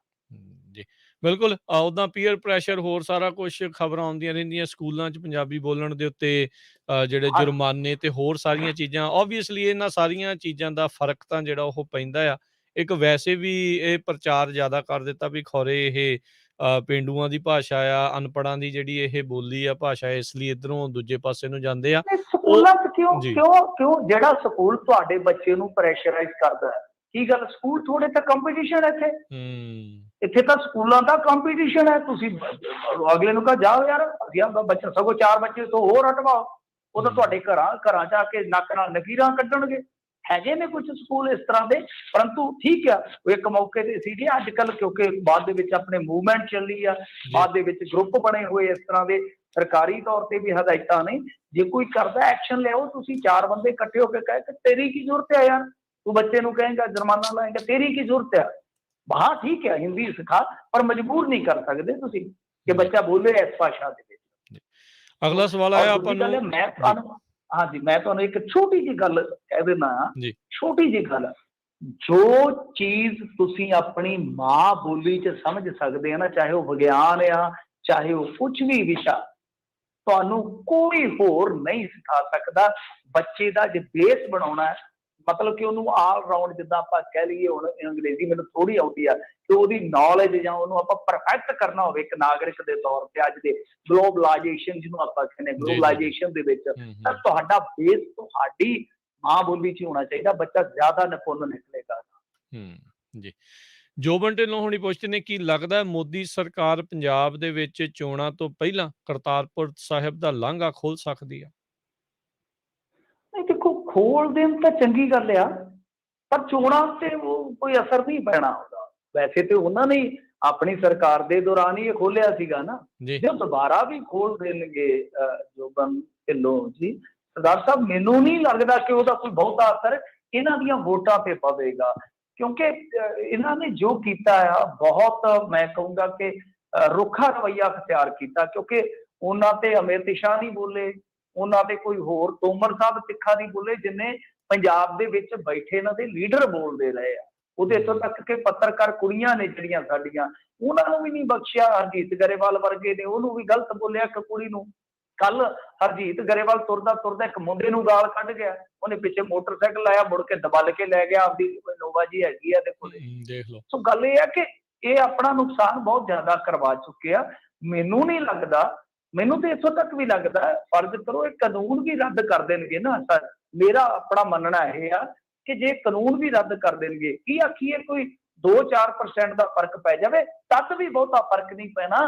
ਕਿਉਂਕਿ ਜਿਹੜਾ ਸਾਡਾ ਹਿੰਦੂ ਭਾਈਚਾਰਾ ਹੈ ਨਾ, ਬੇਸਿਕਲੀ ਜੇ ਤੁਸੀਂ ਦੇਖੋਗੇ, ਠੀਕ ਆ ਇਹਨਾਂ ਦਾ ਪ੍ਰਭਾਵ ਹੈ ਸ਼ਹਿਰੀ ਵੋਟ ਦੇ ਵਿੱਚ, ਪਰ ਬਹੁਤਾ ਹਿੰਦੂ ਭਾਈਚਾਰਾ ਸਾਡਾ ਦੂਜੇ ਭਾਈਚਾਰੇ ਤੋਂ, ਮਤਲਬ ਕਿ ਜੇ ਅਸੀਂ ਨੈਸ਼ਨਲ ਵਾਈਡ ਦੇਖਦੇ ਹਾਂ ਤਾਂ ਰਾਸ਼ਟਰੀ ਪੱਧਰ ਤੋਂ ਜੇ ਆਪਾਂ ਉਹਨਾਂ ਦੀ ਵਿਚਾਰਧਾਰਾ ਜਾਂ ਉਹਨਾਂ ਦਾ ਸਿਆਸੀ ਨਜ਼ਰੀਆ ਉਹਦੇ ਤੋਂ ਦੇਖੋਗੇ ਥੋੜੇ ਜੁਦਾ ਨੇ।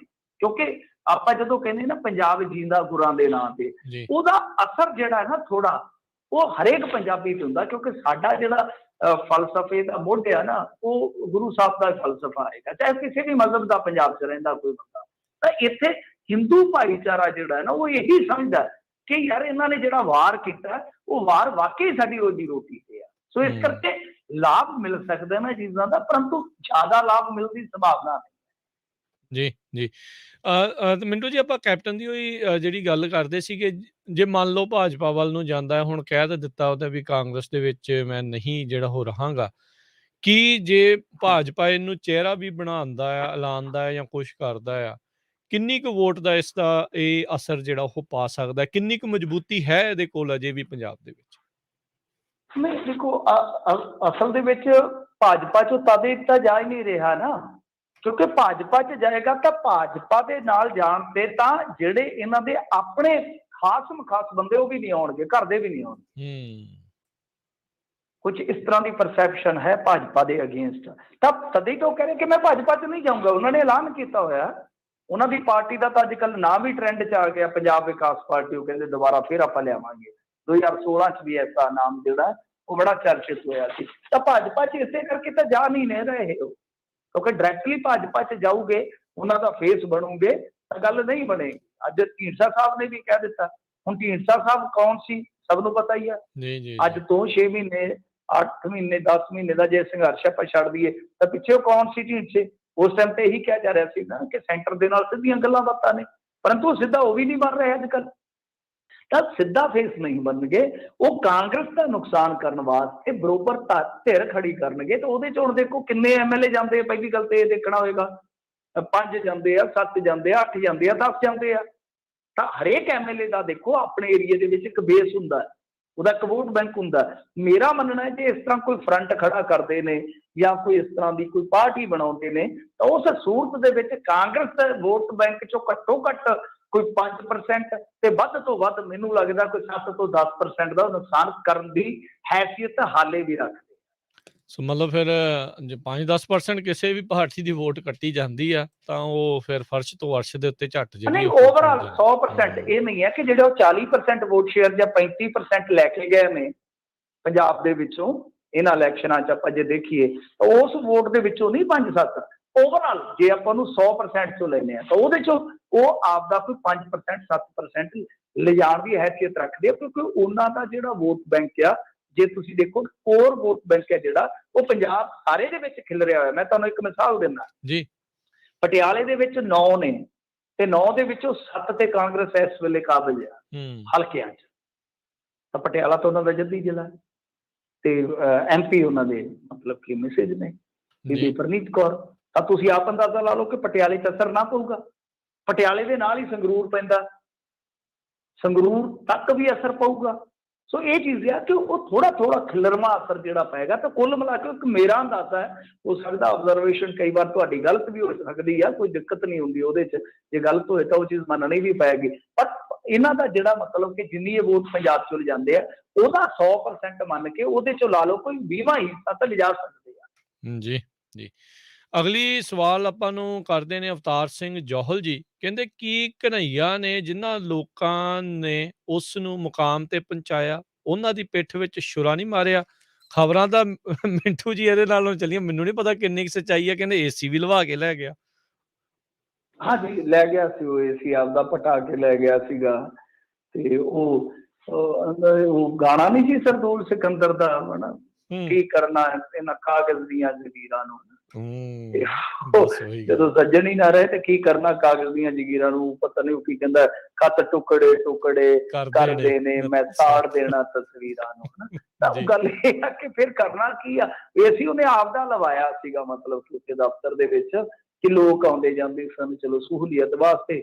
ਜਦੋਂ ਉਹਨੂੰ ਲੱਗਿਆ ਕਿ ਹਾਂ ਭਾਈ ਮੈਂ ਜਾਣਾ ਵਾ, ਤੇ ਫਿਰ ਨਾਲ ਲੈ ਗਿਆ।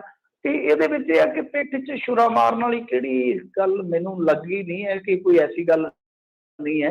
ਕਿਉਂਕਿ ਜੇ ਤੁਸੀਂ ਦੇਖੋਗੇ ਅਵਤਾਰ ਸਿੰਘ ਜੀ, ਇਹਦੇ ਵਿੱਚ ਸਰ ਇਹ ਹੋਇਆ ਸੀਗਾ ਕਿ ਇੱਕ ਨਾ ਛੋਟਾ ਜਿਹਾ ਥੱਪੜ ਕਾਂਡ ਹੋ ਗਿਆ ਸੀਗਾ ਪਟਨਾ ਦੇ ਵਿੱਚ। ਉਸ ਤੋਂ ਬਾਅਦ ਕਾਮਰੇਡਾਂ ਦੀ ਜਿਹੜੀ ਮਤਲਬ ਕਿ ਇੱਕ ਮੀਟਿੰਗ ਹੋਈ ਸੀਗੀ, ਉਹਦੇ ਵਿੱਚ 100 ਤੇ ਪਤਾ ਨਹੀਂ ਇਹਨਾਂ ਦੇ 10 ਮੈਂਬਰ ਆ, ਉਹ ਤਿੰਨਾਂ ਨੂੰ ਛੱਡ ਕੇ 107 ਨੇ ਨਿੰਦਾ ਪ੍ਰਸਤਾਵ ਲਿਆਂਦਾ ਸੀਗਾ ਘਨੱਈਆ ਦੇ ਖਿਲਾਫ। ਇਹ ਜਨਵਰੀ ਫਰਵਰੀ ਦੀ ਗੱਲ ਹੈ ਜੇ ਮੈਂ ਭੁੱਲਦਾ ਨਹੀਂ ਆ। ਤਾਂ ਉੱਥੋਂ ਹੀ ਇਹਨਾਂ ਦਾ ਮਨ ਜਿਹੜਾ ਇੱਕ ਦੂਜੇ ਤੋਂ ਫਿੱਕਾ ਪੈ ਗਿਆ। ਜੀ, ਜੀ।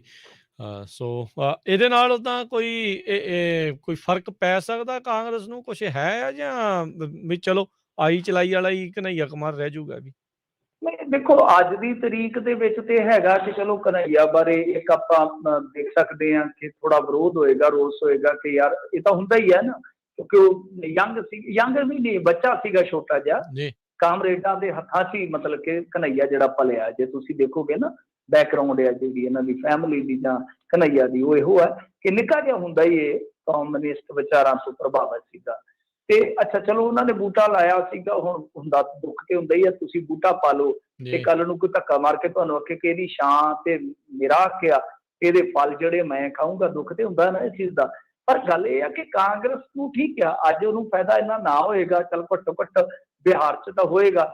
ਦੂਜੀ ਚੀਜ਼ ਇਹ ਆ ਕਿ ਹੌਲੀ ਹੌਲੀ ਕੀ ਹੁੰਦਾ ਹੈ ਕਿ 5 ਸਾਲ 4 ਸਾਲ ਪਾ ਕੇ, ਇਹ ਤਾਂ ਸਾਡੇ ਲੋਕ ਭੁਲੱਕੜ ਹੁੰਦੇ, ਦਲ ਬਦਲੀ ਤਾਂ ਮਹੀਨੇ 2 ਮਹੀਨੇ ਦੀ ਗੱਲ ਹੁੰਦੀ ਆ। ਕਿ ਅੱਜ ਯਾਦ ਆ ਕਿਸੇ ਨੂੰ ਕਿ ਪਾਟੀਦਾਰ ਅੰਦੋਲਨ 'ਚੋਂ ਨਿਕਲਿਆ ਹਾਰਦਿਕ ਪਟੇਲ ਕਾਂਗਰਸੀ ਹੈ, ਉਹਦੇ ਨਾਂ ਨਾਲ ਹੀ ਹੁਣ ਹਾਰਦਿਕ ਪਟੇਲ ਕਾਂਗਰਸੀ ਜੁੜ ਗਿਆ ਨਾ। ਤਾਂ ਆਉਣ ਵਾਲੇ ਸਮੇਂ 'ਚ ਇਹਦੇ ਨਾਲ ਜੁੜ ਜਾਏਗਾ। ਪਰ ਮੈਨੂੰ ਲੱਗਦਾ ਕਿ ਘਨੱਈਆ 'ਚ ਇੱਕ ਸਮਰੱਥਾ ਹੈ ਕਿ ਉਹ ਕਾਂਗਰਸ ਵਰਗੀ, ਕਿਉਂਕਿ ਕਾਮਰੇਡਾਂ ਦੇ ਮੁਕਾਬਲੇ ਦੇਖੋਗੇ ਤਾਂ ਇਹਨਾਂ ਦਾ ਕਾਡਰ ਹਾਲੇ ਵੀ ਬਹੁਤ ਮਜ਼ਬੂਤ ਆ, ਬਹੁਤ ਤਗੜੀ ਇਹਨਾਂ ਦੀ ਇੱਕ ਤਰ੍ਹਾਂ ਨਾਲ ਕਹਿ ਲਓ ਕਿ ਹੈਗੀ ਹੈ ਜਥੇਬੰਦੀ। ਉਸ ਤਨਜ਼ੀਮ ਦੇ ਵਿੱਚ ਇਹਦੇ ਲਈ ਸੰਭਾਵਨਾਵਾਂ ਜ਼ਰੂਰ ਹੈਗੀਆਂ ਕਿ ਆਪਣਾ ਆਪਣਾ ਜਿਹੜਾ ਕਹਿ ਲਓ ਕਿ ਪਸਾਰ ਆ ਬਹੁਤ ਵੱਡੇ ਪੱਧਰ ਤੇ ਕਰ ਸਕਦਾ। ਬਾਕੀ ਹੁੰਦਾ ਤਾਂ ਹੁਣ ਦੇਖੋ ਕਿਸੇ ਆਪਾਂ ਕਹਿ ਲਈਏ ਕਿ ਆਪਾਂ ਇੱਕ ਅਦਰਿਕ ਸ਼ਕਤੀ ਤੇ ਛੱਡ ਦਈਏ ਜਾਂ ਸਾਰਾ ਕੁਛ ਹੈ ਜਿਹੜਾ ਦੂਜਿਆਂ ਤੇ ਛੱਡ ਦਈਏ, ਨਹੀਂ, ਇਹ ਮਨੁੱਖ ਨੇ ਆਪ ਹੀ ਕਰਨਾ ਹੁੰਦਾ, ਆਪਣਾ ਮੁਸਤਕਬਲ ਆਪ ਹੀ ਤੈਅ ਕਰਨਾ ਹੁੰਦਾ। ਤਾਂ ਜੇ ਘਨੱਈਆ ਮਿਹਨਤ ਕਰੇ ਤਾਂ ਉਹ ਇੱਧਰ ਵੀ ਹੋ ਸਕਦਾ, ਕੋਈ ਵੱਡੀ ਗੱਲ ਨਹੀਂ ਜੀ। ਤੇ ਮਿੰਟੂ ਜੀ, ਓਵਰਆਲ ਇਹਨਾਂ ਸਾਰੇ ਕਾਸੇ ਦੇ ਵਿੱਚੋਂ ਇਦਾਂ ਨਹੀਂ ਲੱਗਦਾ ਜੇ ਕੋਈ ਉੱਠਦਾ ਆ, ਕੋਈ ਤਿਆਰ ਹੁੰਦਾ ਆ ਜਾਂ ਤਿਆਰ ਕੋਈ ਕੀਤਾ ਜਾਂਦਾ ਆ, ਇਵੈਂਚੁਅਲੀ ਦੌੜ ਜਿਹੜੀ ਹੈ ਇਹ 2 ਵੱਡੀਆਂ ਪਾਰਟੀਆਂ ਤੱਕ ਹੀ ਸੀਮਤ ਰਹਿ ਗਈ ਹੈ, ਕਿਸੇ ਹੋਰ ਦੇ ਲਈ ਸਪੇਸ ਜਾਂ ਬਣਦੀ ਨਹੀਂ ਜਾਂ ਬਣਨ ਨਹੀਂ ਦਿੱਤੀ ਜਾਂਦੀ? ਤੁਸੀਂ ਦੱਸੋ ਕਿਹੜੀ ਪਾਰਟੀ 'ਚ ਜਾਵੇ ਬੰਦਾ ਜੇ ਕਿਸੇ ਨੇ ਕੌਮੀ ਪੋਲਿਟਿਕਸ ਦੇ ਵਿੱਚ ਜਾਣਾ ਹੋਵੇ? ਕੋਈ ਹੈ ਹੀ ਨਹੀਂ ਹੈ। ਬਾਕੀ ਪਾਰਟੀਆਂ ਕਾਮਰੇਡਾਂ ਦੀਆਂ ਤਾਂ 6 ਪਾਰਟੀਆਂ ਨੇ ਇਸ ਟਾਈਮ ਮੇਰੇ ਖਿਆਲ ਦੇ ਨਾਲ। ਕਾਮਰੇਡ ਤਾਂ ਖਿਲਰੇ, ਇੱਕ ਕਾਮਰੇਡ ਤੇ ਰਹੀ ਸੀਗੀ, ਤੁਸੀਂ ਦੇਖਿਆ ਹੋਏਗਾ 1990 ਤੋਂ ਲੈ ਕੇ ਜਿਨ੍ਹਾਂ ਨੇ 2005-6 ਤੱਕ ਪੂਰਾ ਪੋਲੀਟੀਕਲ ਸਟਰਕਚਰ ਜਿਹੜਾ ਆ ਨਾ ਉਹ ਬਦਲ ਹੀ ਰੱਖਿਆ। ਇੰਨਾ ਜ਼ਿਆਦਾ ਮਤਲਬ ਕਿ ਦਖਲ ਸੀਗਾ ਉਹਨਾਂ ਦਾ ਸਿਆਸਤ ਦੇ ਵਿੱਚ। ਅੱਜ ਕਾਮਰੇਡਾਂ ਨੂੰ ਹੁਣ ਤੁਸੀਂ ਦੱਸੋ ਕਿ ਕੋਈ ਧਿਰ ਮੰਨਦਾ? ਉਹਦਾ ਕਾਰਨ ਇਹੀ ਸੀਗਾ ਕਿ ਹੁਣ ਜੇ ਤੁਸੀਂ ਦੇਖੋਗੇ 50ਵੇਂ ਤੋਂ ਲੈ ਕੇ 60ਵੇਂ ਤੋਂ ਲੈ ਕੇ ਕਾਮਰੇਡ ਬੜੇ ਮਜ਼ਬੂਤ ਸੀਗੇ, ਐਸੀ ਕੋਈ ਗੱਲ ਨਹੀਂ ਹੈ, ਬਹੁਤ ਮਜ਼ਬੂਤ ਸੀ, ਪਰ ਖਿਲਰਦੇ ਗਏ ਮਤਲਬ ਕਿ ਪਾਰਟੀਆਂ ਚੋਂ ਨਿਕਲਦੀਆਂ ਗਈਆਂ ਪਾਰਟੀਆਂ ਕਾਡਰ ਵੰਡੇ ਗਏ, ਕੁਝ ਆਈਡੀਓਲੋਜੀਕਲੀ ਇਹਨਾਂ ਦੇ ਵਖਰੇਵੇਂ ਆਉਣੇ ਸਟਾਰਟ ਹੋ ਜਾਂਦੇ ਆ। ਤੁਹਾਨੂੰ ਪਤਾ ਹੈ ਮਾਰਕਸਵਾਦੀ ਅੱਡ ਆ, ਲੈਨਨਵਾਦੀ ਅੱਡ ਆ, ਜੀ ਸਟਾਲਨਵਾਦੀ ਆ ਗਏ, ਮਾਓਵਾਦੀ ਆ ਗਏ, ਲਿਬਰੇਸ਼ਨ ਵਾਲੇ ਆ ਗਏ, ਆਈਡੀਓਲੋਜੀ ਤੁਹਾਨੂੰ ਕਿੰਨੀਆਂ ਗਿਣਾਤੀਆਂ ਨੇ ਮੈਂ। ਤਾਂ ਇਸ ਕਰਕੇ ਉਹ ਕਮਜ਼ੋਰ ਪੈਂਦੇ ਗਏ। ਤਾਂ ਉਹਦਾ ਫਾਇਦਾ ਕਿਹਨੂੰ ਹੋਇਆ? ਜੇ ਤੁਸੀਂ ਦੇਖੋਗੇ ਰਾਈਟ ਵਿੰਗ ਨੂੰ, ਲੈਫਟ ਜਿੰਨਾ ਹੀ ਜੀ ਕਮਜ਼ੋਰ ਹੋਇਆ, ਰਾਈਟ ਉਨਾ ਹੀ ਮਜ਼ਬੂਤ ਹੋਇਆ। ਬਿਲਕੁਲ ਤਾਂ ਹੁਣ ਜਿਹੜੇ ਬੰਦੇ ਰਾਈਟ ਦੇ ਅਗੇਂਸਟ ਜ਼ਰੂਰ ਨੇ, ਪਰ ਜਿਹੜਾ ਗਾਂਹ ਵਧਣਾ ਚਾਹੁੰਦੇ, ਤਾਂ ਉਹਨਾਂ ਦੇ ਵਾਸਤੇ ਆਈਡੀਅਲ ਪਲੇਟਫਾਰਮ ਕਿਹੜਾ ਬਣੇਗਾ? ਸੈਂਟਰਲ ਹੈ। ਤਾਂ ਹੁਣ ਜੇ ਤੁਸੀਂ ਦੇਖੋਗੇ ਤਾਂ ਕਾਂਗਰਸ ਵੀ ਥੋੜਾ ਦੇਖੀਏ ਤਾਂ ਹੈ ਤਾਂ ਉਹ ਰਾਈਟ ਵਿੰਗ ਦੀ ਹੋਈ ਆ ਇਸ ਟਾਈਮ, ਜੇ ਦੇਖੀਏ ਸੌਫਟ ਹਿੰਦੂਤਾ ਵਗੈਰਾ ਜੋ ਵੀ ਆ, ਪਰੰਤੂ ਹੈ ਤਾਂ ਹਾਲੇ ਵੀ ਇੱਕ ਵਿਚਾਰ ਹੈ ਜਿਹਨੂੰ ਆਪਾਂ ਸੈਂਟਰਲ ਦਾ ਵਿਚਾਰ ਕਹਿ ਲਓ, ਥੋੜਾ ਲਿਬਰਲ ਕਹਿ ਲਓ, ਜਾਂ ਇਦਾਂ ਦਾ ਇੱਕ ਵਿਚਾਰ ਆ। ਤਾਂ ਜਿਹੜਾ ਹੁਣ ਲੈਫਟ ਦੇ ਵਿੱਚੋਂ ਨਿਰਾਸ਼ ਹੋ ਕੇ ਨਿਕਲਦਾ, ਚਾਹੇ ਉਹਦਾ ਕੋਈ ਜ਼ਿਆਤੀ ਹੈ ਜਾਂ ਕੋਈ ਕਹਿ ਲਓ ਕਿ ਵਿਚਾਰਧਾਰਕ ਹੈ, ਤਾਂ ਹੁਣ ਉਹ ਐਕਸਟ੍ਰੀਮ ਲੈਫਟਿਸਟ ਤੇ ਹੁਣ ਤੋਂ ਬਾਅਦ ਐਕਸਟ੍ਰੀਮ ਰਾਈਟਿਸਟ ਤੇ ਨਹੀਂ ਨਾ ਹੋਏਗਾ। ਤਾਂ ਉਹਦੇ ਲਈ ਵਿਚਾਲੇ ਜਿਹੜਾ ਹੈਗਾ ਠੀਕ ਆ, ਤੇ ਉਹਨੂੰ ਵਰਤ ਲਓ ਭਾਈ, ਇਸਤੇਮਾਲ ਕਰ ਲਓ। ਜੀ ਜੀ ਬਿਲਕੁਲ। ਕੀ ਕੈਪਟਨ ਫਲੋਰ ਟੈਸਟ ਕਰਵਾ ਸਕਦਾ ਹੈ ਸਰਕਾਰ ਦਾ? ਦੇਖੋ ਇਹਦੇ ਵਿੱਚ ਡਰ ਤੇ ਹੈਗਾ ਕੁਛ, ਮਤਲਬ ਕਿ ਜਿਹੜੇ ਇਹਨਾਂ ਦੇ ਆਪਣੇ ਬੰਦੇ ਆ ਨਾ, ਆਫ ਦੀ ਰਿਕਾਰਡ ਇੱਕ ਗੱਲ ਉਹ ਕਹਿੰਦੇ ਆ ਕਿ ਇਹਦਾ ਕੋਈ ਪਤਾ ਨਹੀਂ ਹੈ ਭਾਈ, ਪਚੱਕਾ ਦਿਖਾ ਸਕਦਾ ਆ। ਪਰ ਮੇਰੇ ਖਿਆਲ ਦੇ ਨਾਲ ਹੁਣ ਸੰਭਾਵਨਾ ਉਸ ਚੀਜ਼ ਦੀ ਘੱਟ ਹੈ। ਘੱਟੋ ਘੱਟ ਤੁਸੀਂ ਦੇਖੋਗੇ ਤੇ 80 ਦੇ ਕਰੀਬ ਹੈ, ਇਹਨਾਂ ਦੇ ਕੋਈ ਪਤਾ ਨਹੀਂ 80 ਆ ਕਿ 81 ਆ ਹੁਣ। ਤੇ ਜੇ ਉਹਦੇ ਵਿੱਚ ਆਪਾਂ ਦੇਖੀਏ ਤਾਂ ਤਕਰੀਬਨ ਫਿਰ ਲਾ ਲਓ ਕਿ ਜੇ 80 ਵੀ ਮੰਨ ਕੇ ਚੱਲੀਏ, ਹੁਣ ਐਗਜ਼ੈਕਟ ਫਿਗਰ ਮੈਨੂੰ ਯਾਦ ਨਹੀਂ, 80 ਤੋਂ 30 ਆ ਮੇਰੇ ਖਿਆਲ ਦੇ ਨਾਲ, ਕਿਉਂਕਿ 70 ਤਾਂ ਜਿੱਤੇ ਹੀ ਸੀਗੇ ਨਾ 3-4 ਬਾਅਦ ਦੇ ਵਿੱਚ, ਫਿਰ ਆ ਗਿਆ ਜਾਂ ਇੱਧਰ ਹੋ ਗਿਆ। ਤਾਂ ਘੱਟੋ ਘੱਟ 20-22 ਦਾ ਸਮਰਥਨ ਚਾਹੀਦਾ, ਜਿਹੜਾ ਕਿ ਇੰਪੋਸੀਬਲ ਆ, ਮੁਸ਼ਕਲ ਆ। ਕਿਉਂਕਿ ਠੀਕ ਆ ਯਾਰੀਆਂ ਨਿਭਾਉਣ ਵਾਸਤੇ ਸੋਢੀ ਵਰਗੇ ਤਿਆਰ ਰਹਿਣਗੇ, ਪਰ ਸੋਢੀ ਵਰਗੇ 15-20 ਨਿਕਲਣ ਹਾਲ ਦੀ ਘੜੀ ਗੁੰਜਾਇਸ਼ ਘੱਟ ਆ। ਕਿਉਂਕਿ ਜਿਸ ਤਰ੍ਹਾਂ ਮੁਲਾਕਾਤ ਕੀਤੀ ਆ ਅਮਿਤ ਸ਼ਾਹ ਨਾਲ, ਜਿਸ ਤਰੀਕੇ ਨਾਲ ਮਤਲਬ ਕਿ ਹੇਠਲੇ ਪੱਧਰ ਤੇ ਉਹਨਾਂ ਚੀਜ਼ਾਂ ਦਾ ਵਿਰੋਧ ਹੋਇਆ, ਕੋਈ ਐਡੀ ਜਲਦੀ ਰਿਸਕ ਲਏਗਾ ਨਹੀਂ ਮੇਰੇ ਖਿਆਲ ਦੇ ਨਾਲ। ਘੱਟੋ ਘੱਟ ਹਾਲੇ ਇੰਨਾ ਤਾਂ ਵੇਖੇਗਾ ਨਾ ਕਿ ਕੀ ਕਾਂਗਰਸ ਮੇਰੀ ਟਿਕਟ ਕੱਟਦੀ ਹੈ ਜਾਂ ਨਹੀਂ। ਤਾਂ ਉਹ ਜਦੋਂ ਦੌਰ ਚੱਲੇਗਾ, ਉਸ ਤੋਂ ਬਾਅਦ ਤਾਂ ਆਪਾਂ ਕਹਿ ਸਕਦੇ ਹਾਂ ਕਿ ਨਿਰਾਸ਼ਾਵਾਦੀ ਲੋਕ ਜਿਹੜੇ ਜਾਂ ਨਾਰਾਜ਼ ਹੋਣਗੇ, ਉਹ ਇੱਧਰ ਆ ਜਾਣਗੇ ਇਸ ਖੇਮੇ। ਜੀ 80 ਆ ਜੀ ਇਹਨਾਂ ਦੀਆਂ, 16 ਆਮ ਆਦਮੀ ਪਾਰਟੀ ਤੇ 14 ਅਕਾਲੀ ਦਲ, 2 ਭਾਜਪਾ ਤੇ 2 ਲਿਪ ਵਾਲੇ ਆ, 3 ਕਹਿੰਦੇ ਅਜੇ ਖਾਲੀ ਪਈਆਂ ਨੇ। ਸੋ ਹੁਣ ਇਕੱਠੀਆਂ ਭਰਨਗੀਆਂ ਲੱਗਦਾ ਹੈ ਉਸ ਟਾਈਮ ਦੇ ਉੱਤੇ।